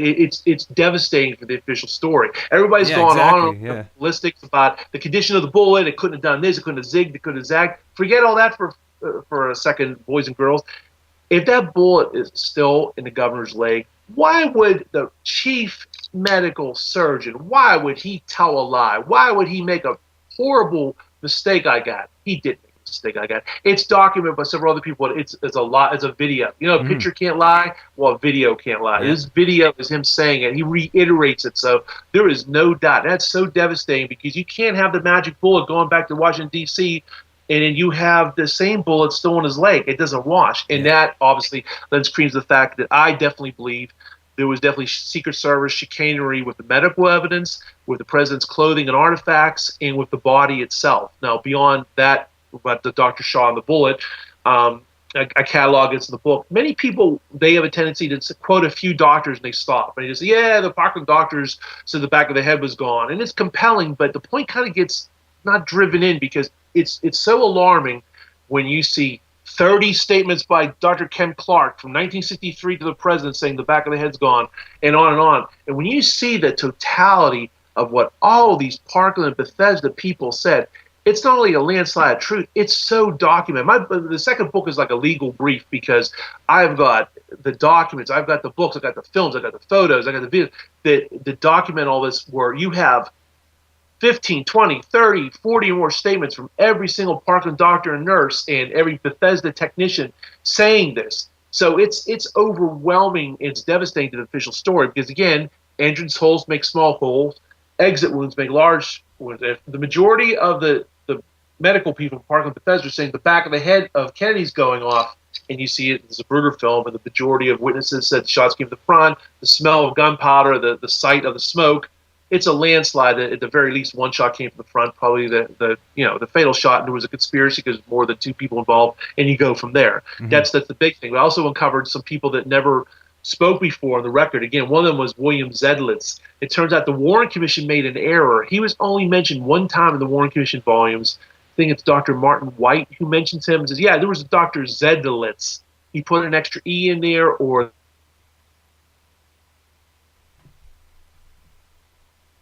but no one ever confirmed. No one ever spoke to him. I contacted him in 1998 for the first time. This was before the JFK Lancer conference where he spoke a couple years later because of me. And he said, yeah, no one ever contacted me before. I was unaware of the typo in the Warren Commission volumes. Thank you for notifying me. I said, well, sir, what did you see? And he put it in writing. The occipital parietal of Kennedy's head was blown out. He's confirmed what everyone else said. He didn't, to his credit, and a lot of other doctors and nurses' credit, they didn't want to speculate on a conspiracy. They didn't want to speculate beyond Oswald, but they just said, I saw what I saw. I can't say who shot him. I could just tell you the back of the president's head was gone. This certainly looked like a wound of entrance to me, and they just didn't like the fact that the Secret Service stole the body away. No one disputes that. It's against Texas law. Back then, the murder of a president was not a federal crime. It was a state crime. So it should not have ever been in the hands of the FBI, LBJ, J. Edgar Hoover, anybody. It should have been a local crime. If there would have been an autopsy on that body of Parkland Hospital, that would have been devastating to the official story. So they had to get that body out of there, steal that body, hijack it on Air Force One. They had to plant the magic bullet. Oh, conveniently, it matches Oswald's alleged gun. Of course. What do you think? I'm not the least bit disturbed by that. Sometimes some people out there say, hey, Vince, what do you think about the magic bullet matches Oswald's gun? What do you think? Is it going to match Harry Jones? Of course it's going to match Oswald because it was a setup, because you got the governor. And I showed that other video to people. They're devastated. Like, Vince, I got to admit, I don't have a good question for you on that. I always believe the magic bullet. Some of those people, when I send that video to them, they don't have anything to say in response. They have no rejoinder or any alternate theory. It's pretty devastating, again, when Dr. Shaw has to say that. So even though I've always been interested in the Secret Service, the medical evidence, and you look at these shows today like CSI and all these crime shows, everybody can see that's beginning and ending is when you have a pathologist, a forensic pathologist, look over a body and they tell you something. And again, if it was only a majority of these people, I'd say, okay, we're grasping for straws. The majority did say the president was shot from behind. But it's the opposite. That's the crazy thing. It's the opposite. The majority of them saying the other thing. So yeah. So do you think that when Kennedy was there, do you think that they cut or removed a portion of his head, like to make it look like more of a frontal shot? Because it seems like the video shows his head obviously going back and stuff, and you could see the back of his head going out, but on the autopsy you see like it looks like a larger wound. It looks like they manipulated the body or removed part of his head or something. Do you think they did that? Yeah, I definitely do. And you know what, I tell you, at first when David Lifton came out of his book, David Lifton, Best Evidence, he was a pioneer in this, and his theory, he's basically well known for this, that the body was altered, but people took it the wrong way, and maybe his great work, but basically he tried to make it like it was a perfect medical forgery, and it was this delicate surgery. We envision these phantom surgeons doing this work on Kennedy to alter the body, so he took it to too much of an extreme. And Harry Livingstone, to his credit, debunked some things of Lifton's. But the bottom line is, whether you take the extreme view of Lifton or you look at Livingstone and some of the things he uncovered, Lifton still comes out smelling like a rose. Because even though you got to credit Harry Livingstone some great work on the medical evidence, even though he took a little bit of liberties, there's no doubt that JFK's body was altered. Now, this brings us up to exactly what you were talking about, Mark. Doug Horn, and to a lesser extent, Alan Eaglesham, his last book, have really crystallized everything. They brought it further than Lifton and Livingstone about the whole idea of a body alteration. It was not a perfect medical forgery. It wasn't phantom doctors doing things in some sort of Twilight Zone episode. What it was it was imperfect, an imperfect medical forgery. What it was haphazard. It was stealing the body off Air Force One, but not actually stealing off the body in Dallas. What it was put it in the luggage cargo somewhere like that. And it was an amateur effort, okay, to steal the body. Then it was a bloody amateur effort to basically make that wound larger, make it more ambiguous, to hide some evidence, to go for fragments. I mean, you have the small trach and the wound of entrance. They're all saying it's a wound of entrance. The small trach. Malcolm Perry did tremendous work. He never would have made this horrible gouge of what we see in the autopsy photos. And witnesses in this horrible, horrible fillet on the president. Not even on the Bowery bomb would he do it, let alone the president. Okay. Then you say it's like an egg-sized hole in the back of Kennedy's head.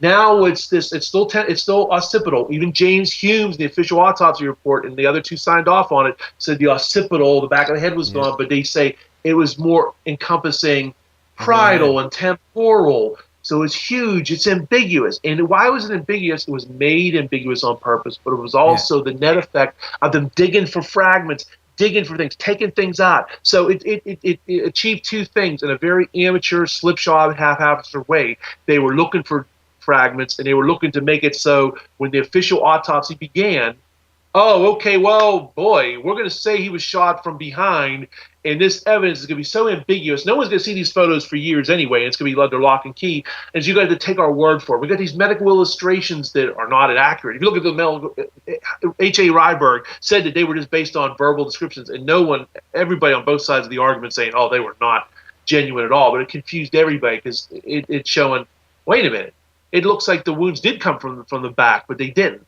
And so to answer your question succinctly, for a change, I should say, because I'm going on these harangues, I apologize for that. What it boils down to is it's no longer David Lifton, although David Lifton gets the most credit for this. He did tremendous work. It wasn't a perfect medical forgery, and Harry Livingstone tried, but he failed to debunk Lifton.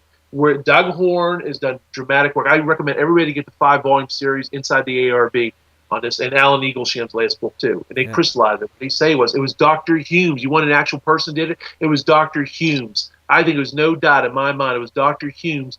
It was certain preliminary examinations were done. The FBI was led astray. The honor guard was led astray. And while all that chicanery was going on, they're into anteroom because supposedly photos and x-rays had to be taken. That's when manipulations were done. Then the formal incisions began. Later on, the Y incisions. Then we got the official photography. But then we got all these stories about other photos taken that showed the back of the head to be gone, or they showed the body to be too clean. And what that all is, my second book's going to clarify a lot of this on the medical evidence. Again, it's not phantoms and goals. It was James Humes. And he did this, and I think he did this under orders. He was a military guy following military orders of national security reasons. They did not want us to look like a banana republic, and he's just a lowly person in the military. He's following orders, and there's many people speculating about Curtis LeMay. He might have actually been there at the autopsy. We'll go into that. But what it boils down to is they did not want – America in 1963 couldn't handle, they don't say you can't handle the truth. They could not have handled a conspiracy in 1963. It was devastating enough for Kennedy's head to be blown off. To find out, oh my God, Lyndon Johnson is a pirate flag on the White House. We can't deal with that. It has to be a crazy guy. Oh, here comes Beatlemania in February '64. Take our mind off it. Oh, it's Oswald, get a life, and there you go. Yeah, for sure. And one person in the chat room, I'm just going to get this question here because they were asking like who you think was directing this whole thing. Who do you think was directing the Secret Service and kind of foreseeing this from happening? Yeah, it's actually a little embarrassing in a way because I'm actually online friends with relatives of this agent. Floyd Boring is one of my 3 suspects. I name names. No gobbles and gold. No phantoms on the grassy knoll, folks. I actually name names and produce evidence. My 3 suspects in the Secret Service are Floyd Boring, Emory Roberts and Bill Greer, no matter how uncomfortable that is. And quick thumbnail synopsis, you might say, who are these agents, Vince? What's that mean to me? Floyd Boring was the planner of the Texas trip from the Secret Service standpoint. He is the gentleman that told the agents not to ride in the back of the car. It was later blamed on Kennedy. Turned out not to be true. Floyd Boring, to his credit or his eternal damnation, take your pick, even told me, President Kennedy was a very nice man. Never interfered with our actions at all. Never ordered us off the back car. I read him the quote attributed to him in William Manchester's book, Death of the President. He never spoke to William Manchester. If you look at the source notes, oh my God, there is no sourced interview. Where's he getting this from? We'll get to that in a second. But the bottom line, Floyd Boring is totally responsible, because I won't get in a harangue. I'll answer directly. 3 gentlemen, nobody else, not a gaggle of people. These 3 gentlemen, planner of the Texas trip, he's responsible for so much that did not happen security-wise. Emory Roberts recalled 2 agents of Love Field, ordered the men not to move, recalled Agent John Reddy when we began to move. He delayed, I think he might have even delayed Clint Hill, to his credit, for doing what he did, at least attempting. But keep in mind, Clint Hill was a Jacqueline Kennedy First Lady agent. He was not a JFK agent, a Jacqueline Kennedy agent. He was there by her personal request, kind of a last-minute thing there, too. So no agent under JFK took any overt action to protect Kennedy in Dallas. So that's an obscene thing. So you got those 3 men. You got Commander of the Fog Cart, Roberts. You got Bill Greer, the driver of the limousine, turning around twice, disobeying a direct order, lying about all this, having the medical evidence there at Parkland through Bethesda. And also, he's involved in the chain of possession of the magic bullet that was ostensibly found. He's involved in that. Go into Chapter 8. He's there in the emergency. He's the only agent officially stationed in the emergency room.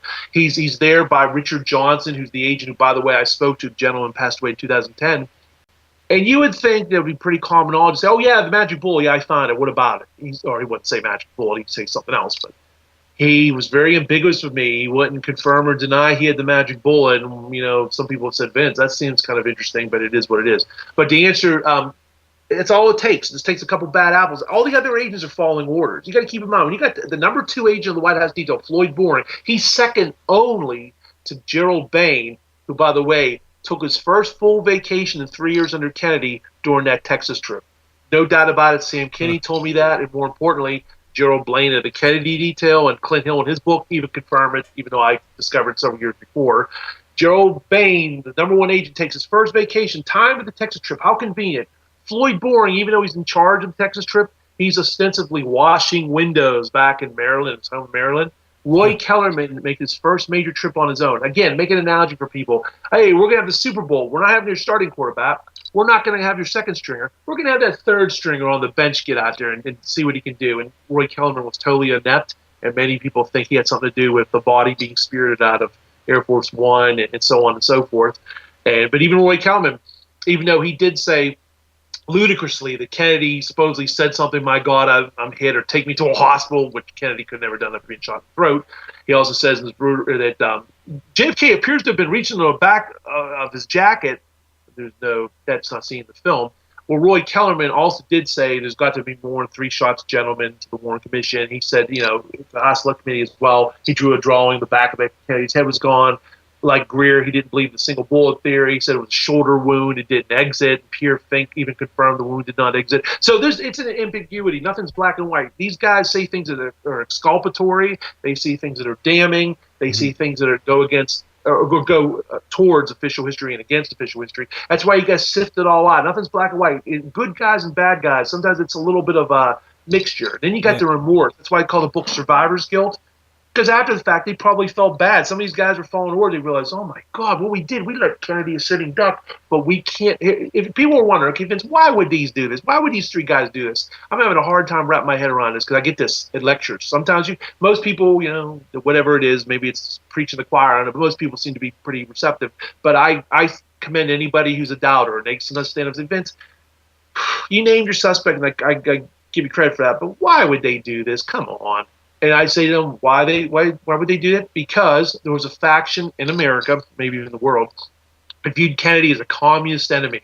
He was trying to make accommodations with Cuba, with Russia. He was trying to end the Vietnam War. He was an enemy of the military-industrial complex. He was for black rights. Remember back in 1963, being friendly with African Americans. We didn't even call them African Americans. I cannot even say the obscene word most blacks were called back then. It's obscene, and on and on and on. Kennedy was trying to end all that. At the same time, the specific reason why some of these agents really held it against Kennedy was Kennedy did have a reckless personal side. It's been pretty well documented. I'm a big fan of Kennedy. We all have faults, foibles. No one's perfect.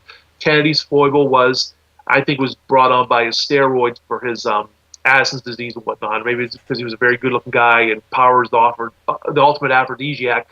I think what it was all these good-looking girls were throwing themselves at him. He's the leader of the free world. Why not? He's screwing around. Well, these agents, keep in mind, in this day and age, it's kind of fun, TMZ and gossip and tabloids and whatnot. But back then, America was a different world. Divorce was a dirty word, like the Scarlet Letter. Men and women came to the dinner table all dressed up. Marriage was sacred. You raised a family. There was none of this. Everything was taboo. Pornography was taboo. The list goes on. Especially being Catholic too. Yeah. Being Catholic, exactly. And so these, and this is not speculation. This isn't just good speculation. It's based on fact. Several of these agents are out in public. They're on ABC TV saying that they were angered and disgusted with Kennedy's private life. And one of them is Tim McIntyre, one of the agents on Kennedy's follow-up card. Well, it gets worse. Emory Roberts, one of my chief suspects, died in 1973. Well, Tim McIntyre is speaking for the deceased Emory Roberts on this ABC show, and he says, you're going to see Tim McIntyre first joined the details shortly before the Kennedy assassination.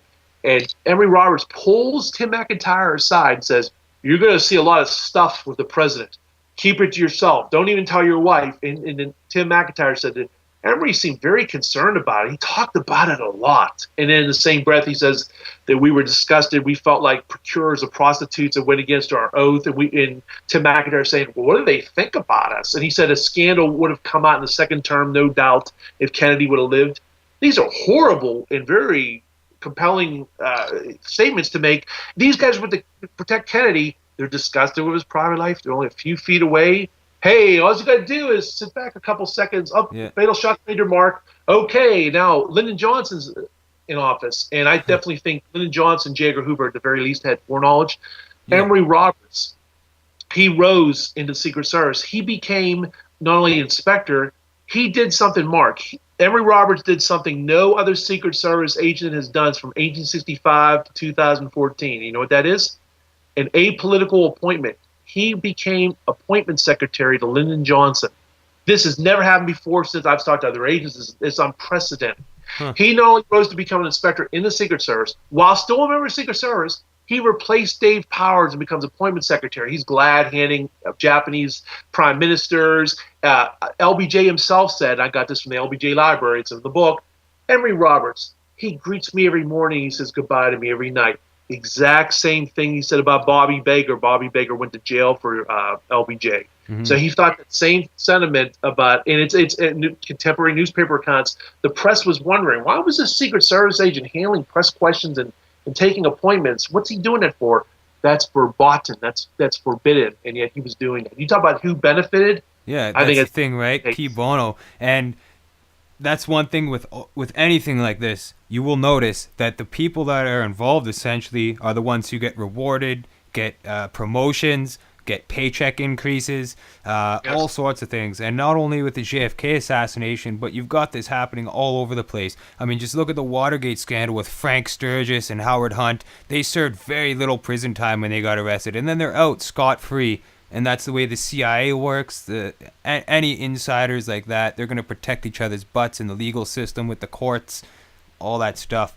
Definitely. And we got about 15 minutes or so left on the show, and I wanted to get your opinion on a couple people that came out with information or provided perspectives on this.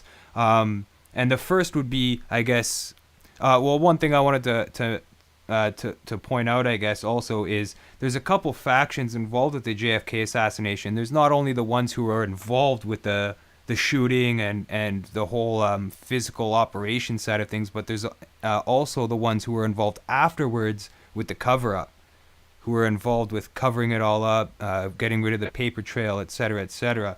And in regards to the team players, I guess you could say, the people that were involved physically, got their hands dirty, etc. What do you think about James Files and the people saying that he was the one on the grassy knoll who did the headshot? Nah, I'll be honest, I don't buy it. I call James, I am not in any files. Yeah. I don't believe it. To be honest with you, quite frankly, I'm extremely skeptical of James Files. In fact, James Files, ironically, he was in an episode of MSNBC's Lockup. He mentioned nothing about being a shooter on the grassy knoll. Pretty interesting, but no, I don't buy it. See, the thing about it is there a chance? Is there a remote chance he was? Possibly. And let's put it this way. And somebody said, "Well, Vince, how dare you? There's a possibility. This guy's living, breathing. We should have him under subpoena." Thing about that is, I know you can't prove a negative. I'm very skeptical. I never heard of this guy from Adam. He comes out of nowhere. I guess sometime in it was like the late '90s. So what's your opinion on Charles Harrison? Same thing. Charles Harrison. Here's what I think about him. He's a little more credible in one respect. He definitely shot that federal judge, John Wood, and there's no doubt he put a gun to his head and under cocaine. He said, I had something to do with the assassination. He's on the Men Who Killed Kennedy. I was on part 7. I think he was on part 2 or 3. And he talks about he definitely resembled the tall tramp in the one picture. But see, the thing is, those pictures came out later on in 1992 because of the Fury Over the Stone movie. And lo and behold, the 3 tramps are identified. And Charles Harrison's credit said, this picture looks like me. These other ones weren't. No, I was not. I think what it is in one respect, it's compelling to sit there and want to know specifically who did the shooting, who the actual shooters were on the knoll in the front. I think we're actually, I hate to say it, I don't want to sound like heresy, but I think we're actually beyond that. That plays a parlor game that we're never going to get past. I guess, for lack of a better way of putting it, it's almost like fun to speculate who was the shooters, but you're never going to prove that. I think the best way to do is to do like what John Newman and other people have done with James Douglas, and hopefully what I have tried to do is take it from a documented standpoint. What can we prove to the best of from a legal standpoint, or the best we can possibly do? I don't know if you can prove anything 100%. And when you get into the nebulous things about who were the shooter, and that, it's good, fun speculation, but it doesn't go anywhere. And James Files, I'm very skeptical of. A little bit less Charles Harrelson. Yeah, a lot of people don't believe the James Files thing. I mean, personally, myself, I can't prove it. I can't say, yes, he did do that headshot. He was the one who killed the president. But at the same time, you've got to, like, I've always looked into the CIA aspect on things. You've got people like Tosh Plumley, the pilot, who came out admitting some things. Edward Howard Hunt on his deathbed confession. Oh, yeah, Mark. Hey, now I got some good news for you. Now, when it comes to E. Howard Hunt's deathbed confession, so to speak, in St. John Hunt's book, which came out in Trying Day, the same label as me, yeah, I find that very compelling. So that's the good news for anybody out there. I definitely believe Cord Meyer is a suspect. I definitely believe E. Howard Hunt is a very compelling suspect. E. Howard Hunt's deathbed confession, so to speak, as it's labeled, is very compelling. What do you think about? I put the thumbs down to James Files and people like that. I put the thumbs up to that. Cord Meyer, E. Howard Hunt, David Atlee Phillips, the CIA, absolutely. rogue elements. Oh, I definitely. Maurice Bishop, the code name. Yeah. And what about Judith Very Baker? Great. I definitely think she's credible. If we would have had this conversation 10 years ago, I would have said, oh, she's a nut. Oh, don't believe her or whatnot. And what happened, in fact, and it's not the first time I've done a dramatic reversal on things. I've been accused of having a very open mind. I'm the opposite of somebody who has a closed mind, and I'm wedded to a theory. I've always said in these lectures I do, Oswald or no Oswald, conspiracy or no conspiracy, my book holds up, my work holds up because the Secret Service did their job, Kennedy would have lived. Well, I actually waffled back in early 2007 for a few short months, and the whole research community knows about it. I've done my penance and my confessions. I bought into a little bit of the Vince Bugliosi thing. Don't throw anything at me. I know. Sorry about that. And what it was, because I was a burnout on the case. I'm going to answer your question directly. Sorry about Judith Baker. Just a little aside. And for a few months there, because I was burned on the case. And I still believe there was multiple conspiracies to kill Kennedy. But I thought, well, maybe Oswald did beat them to the punch. It would be like if several teams of bank robbers were going to rob the first federal savings loan of Cincinnati. But before they could do it, a lone bank robber did it. So there were still conspiracies. Was there a conspiracy hatched? Yes, but somebody beat them to it. I thought that for a little while because I was starstruck with Vince Bugliosi, but then I kind of got a good slap in the face from some people who said, Vince, what are you thinking about it? And people like James Douglas and Doug Horn set me straight. But anyway, about Judith Baker, 10, 12 years ago, I thought she was a nut. She was a Johnny-come-lately. What evidence is there? Martin Shackelford, and he's not exactly a friend of mine. I respect him, but we're not friends, to put it mildly. He stuck his neck out and said, no, she's credible. She's credible. I've done the work. Do not believe she's a nut. She's very credible. And so I looked at it again and said, wow, Martin Shackelford sticking his neck out. Martin Shackelford's been on this for decades. Then there's got to be something to it. So it goes from there. Well, I actually took the time to read her book. Yeah, I actually read her book rather than making a statement of, oh, she's a nut. Oh, I don't believe her. Not only was I very impressed with her book and her integrity to the best that she can document anything. Mhm. There's a lot of smoke, there's a lot of fire.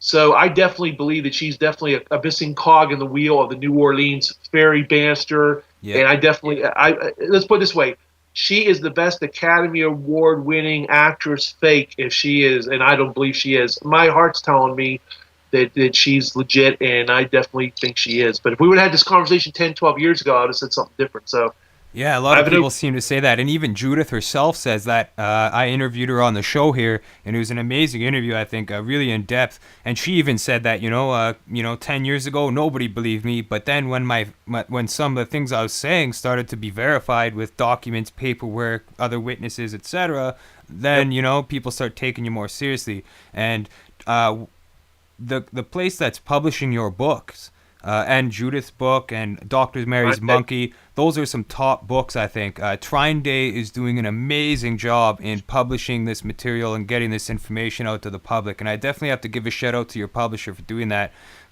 because Delegate. awesome Friday, books yep. on there. And through my research, I came across a guy. His name is Ole Damagard, and he wrote a book called Coup d'etat in Slow Motion, and it's not published yet. And I really think that Trine Day should really look into Ole Damagard and his research and publish his book Coup d'etat in Slow Have him Motion. go.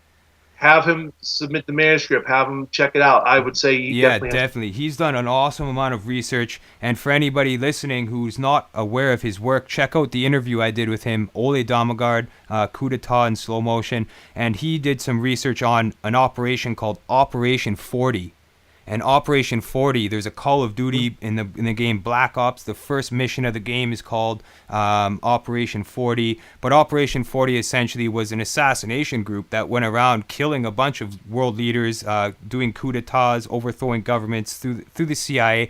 A lot of people that were involved with this Operation 40 were like Frank Sturgis, E. Howard Hunt, all these people. So he's definitely done a lot of collecting and naming some names. And in my personal opinion, like he's even named Cord Meyer, and the list is huge. Court. And I think that that's pretty close to who could have done this. Like, and when it Yep. comes to an operation, it definitely could have been Operation 40, part of that Black Ops group, especially with their involvement with Cuba and all the things that were going around parallel at the time of Kennedy's assassination. So Yeah, I and more. definitely recommend that Yeah, anybody. yeah. I'm sorry. I was just saying, in the interest of time, definitely have any prospective authors like that. Demigard, when I definitely contact Trine Day because that is a Yeah. very receptive audience. Nothing's guaranteed, but I would say that's a good chance that if it's something of merit, Mhm. it'll be published. They're real good, so I would definitely do that. I just want to say, in the interest of time, real quick, if we just have a few minutes left, I could tell you something for your listeners. They're pretty amazing Yeah, about Gerald absolutely. Blaine. Yeah, we have a few minutes, or Yeah. okay, just real quick. Some people might not know about this, but again, Gerald Blaine is a former JFK agent. He's the author of the New York Times bestseller, The Kennedy Detail, which also came out of an Emmy-nominated documentary on the Discovery Channel, and also is supposedly a Hollywood movie that's coming out later this year, but I'm skeptical about that. And we also know about, turned out later on, Gerald Blaine, I found out was a very good friend, best friends since 1958 or 59. Clint Hill came out with his book, Mrs. Kennedy and Me in 5 Days in November. Well, neither one of those gentlemen were ever going to write a book until me, in the summer of 2005, was bold enough to send a 22-page letter to Clint Hill, which was basically a Cliff Notes version of my research at that time. I basically said in this 22-page letter, in the interest of time, I said, well, sir, you tried. I give you, kudos for at least attempting. I was trying to be nice. I wasn't going to say anything nasty.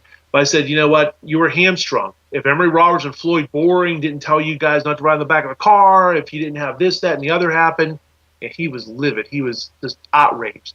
I could say, as certain as I could ever be, these guys were not going to write a book ever. And they were in their late 70s at the time, long retired, had no desire. In fact, Clint Hill, he said, I never would contribute to any book, and they were disgusted with a profit motive.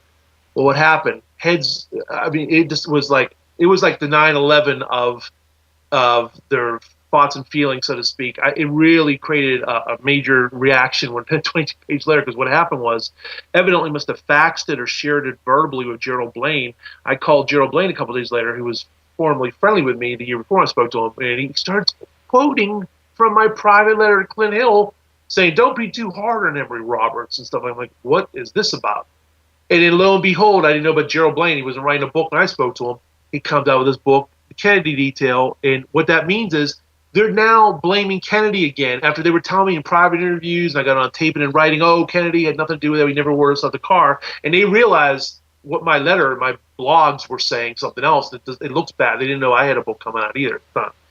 And I definitely think that Clint Hill's book and Gerald Blaine's book were out there, and they put them out as damage control. It's basically, we don't want our grandkids, whatnot, we're going to be passing away, not to be morbid, but they're gray and not going to be around forever. And they did not, history's verdict to be that you should blame them. They realized that we better make it blame the victim again. The original cover story back in 1964 of the Warren Commission, we better make that stick, because we don't want this young whippersnapper saying something else, which my 22-page letter did. And they saw my blog that got shot across the bow with a threat. You had these guys going on C-SPAN. Clint Hill and Gerald Blaine went on C-SPAN. It's on my YouTube channel. Yeah, the videos. They're debating the merits of my research, showing a YouTube video of Brian Lamb's talking about me. I was like, what is this about? And then some other private interviews and whatnot, or published interviews, I should say. And even in Gerald Blaine's book, without naming me, he sarcastically calls me a Secret Service expert. He's definitely referring to me. He's definitely being very defensive and point blank. Chapter 1 of my book, you can go no further than that. It's undeniable that he made up the November 25th meeting where they were allegedly talking about Kennedy's orders to have the men out the car. That's bunk. Gerald Blaine submitted allegedly contemporaneous notes about the Texas trip. They were written decades later. The list goes on. But it goes to show you, even though it's 50 years later, here we were between 2005 to 2010, and all this was going on, and these major books came out by Hill and Blaine. These guys never shocked the publishing world, shocked America. No one ever thought Clinton would write a book on Gerald Blaine. Who's Gerald Blaine? And they're coming out of the woodwork because a little old me, my 22-page letter, created this firestorm of controversy. Yeah. About it. And that's where we're at now, a war of ideas. And I'm so glad that Trine came out with this book. It might not compete with Simon & Schuster, where they get on every major network espousing their fibs, but at least it's out there. At least people were realizing that there's the true story, and I'm grateful for that, because it almost looked like they won. Back in 2010, I was like, you know what, those guys won.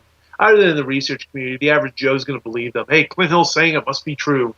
But now that we have my book out there and we have the documents beside it, so it goes to show you just a recent thing. People think it's ancient history. It's not. It's not. And the final thing I'd like to say, if I get this in, is most people know about the mystery deaths of witnesses from the the assassination onward. There was actually a major death that happened a month before the assassination. I explore it in the book. Thomas Shipman was one of the drivers of President Kennedy, a Secret Service agent. He dies of an alleged heart attack. October 14th, 1963, Camp David. No agent ever died up at Camp David before or since. There's only been 34 agents that have died from 1865 to 2014. He dies at Camp David. Bill Greer is then able to drive Kennedy in Dallas. And it makes you think Greer is so inept, he's so suspicious. If Tom Shipman didn't die of this heart attack. Camp David, too, at that, yeah. And he's buried 2 days later with no toxicology tests. Every country doctor is going to say heart attack. That's the catch-all. That's like disturbing the peace. If a cop was to pull you over, your tail lights out, and there's always something. What they do, without checking, hey, he looks like he just keeled over. It's a heart attack. But the bottom line, no toxicology test. The guy's buried 2 days later. He's a fit Secret Service agent. There's no record of him being a smoker or anything like that. And these guys are trained. They're put through the ringer as far as that. In his position, it wasn't like he was some lowly agent, no or remote connection to everything. You could say, okay, it's a stretch, Vince. He was one of Kennedy's drivers. And we're talking about Cord Meyer. Ironically, Thomas Shipman drove Kennedy around the Pinchot Meyer estate in Milford, PA. And that might have been his last assignment, certainly one of the last. That was late September, and he dies in mid-October. So a guy that definitely is a suspicious death before the assassination, not after. So one of my discoveries in the book. So. Yeah, that's some. If you have anything else, let me know, or it's up to you. Yeah, that's some amazing information, Vince. Definitely, this has been a definitely Definitely an awesome interview, very in depth. I do thank you for sharing your expertise with us in regards to this. I mean, we definitely need people like you telling people the truth about what's going on with credible, valid information. Definitely check out your book. I definitely recommend the viewers and listeners out there to check out the book Survivor's Guilt. And just before we leave, we only have a couple minutes. I was just wondering if you could give people the links to your website, to a place where people can obtain a copy of your book as well. Oh, sure. Okay, again, it's Survivor's Guilt, The Secret Service and the Failure to Protect President Kennedy. You go on Amazon, Barnes & Noble. It's available in paperback, Kindle, and Nook. You just go in the search engine, go on Amazon. You might even get lucky and see it in an actual physical store like Barnes & Noble. I've seen it around here lately.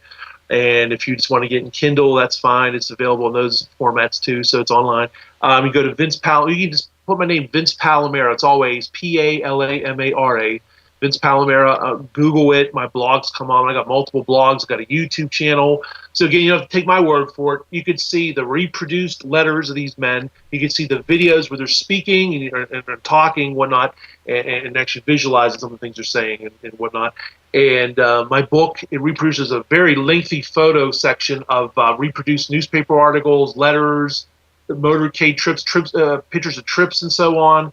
So it's heavily documented, thousands of footnotes, and it's based on all these interviews. So Awesome. definitely give it a chance. I think you'll be like, yeah. Thanks. Yeah, and definitely if you can get it on Amazon and other places like that, you could probably order it too, like a Barnes & Noble or a Chapters bookstore. So anybody listening out there, definitely recommend to get his book. If you're going to go there, place an order in the bookstore, because if they see a couple orders in the bookstore, they'll order stock copies or shelf copies, and that'll help distribute his book as well to get it on the shelves. So I do want to thank you again, Vince, for joining me on the show today. A wealth of knowledge here about the Secret Service and all things JFK. So I do thank you for joining me on the show. And as well, thanks to all you listeners out there for tuning in to Unveiling the Truth. Next week, we'll be covering transhumanism and technological unemployment. And following that, we have the Higher Side Chats, Greg Carwood joining us. So thanks for tuning in to Unveiling the Truth. Peace, everybody. Thanks.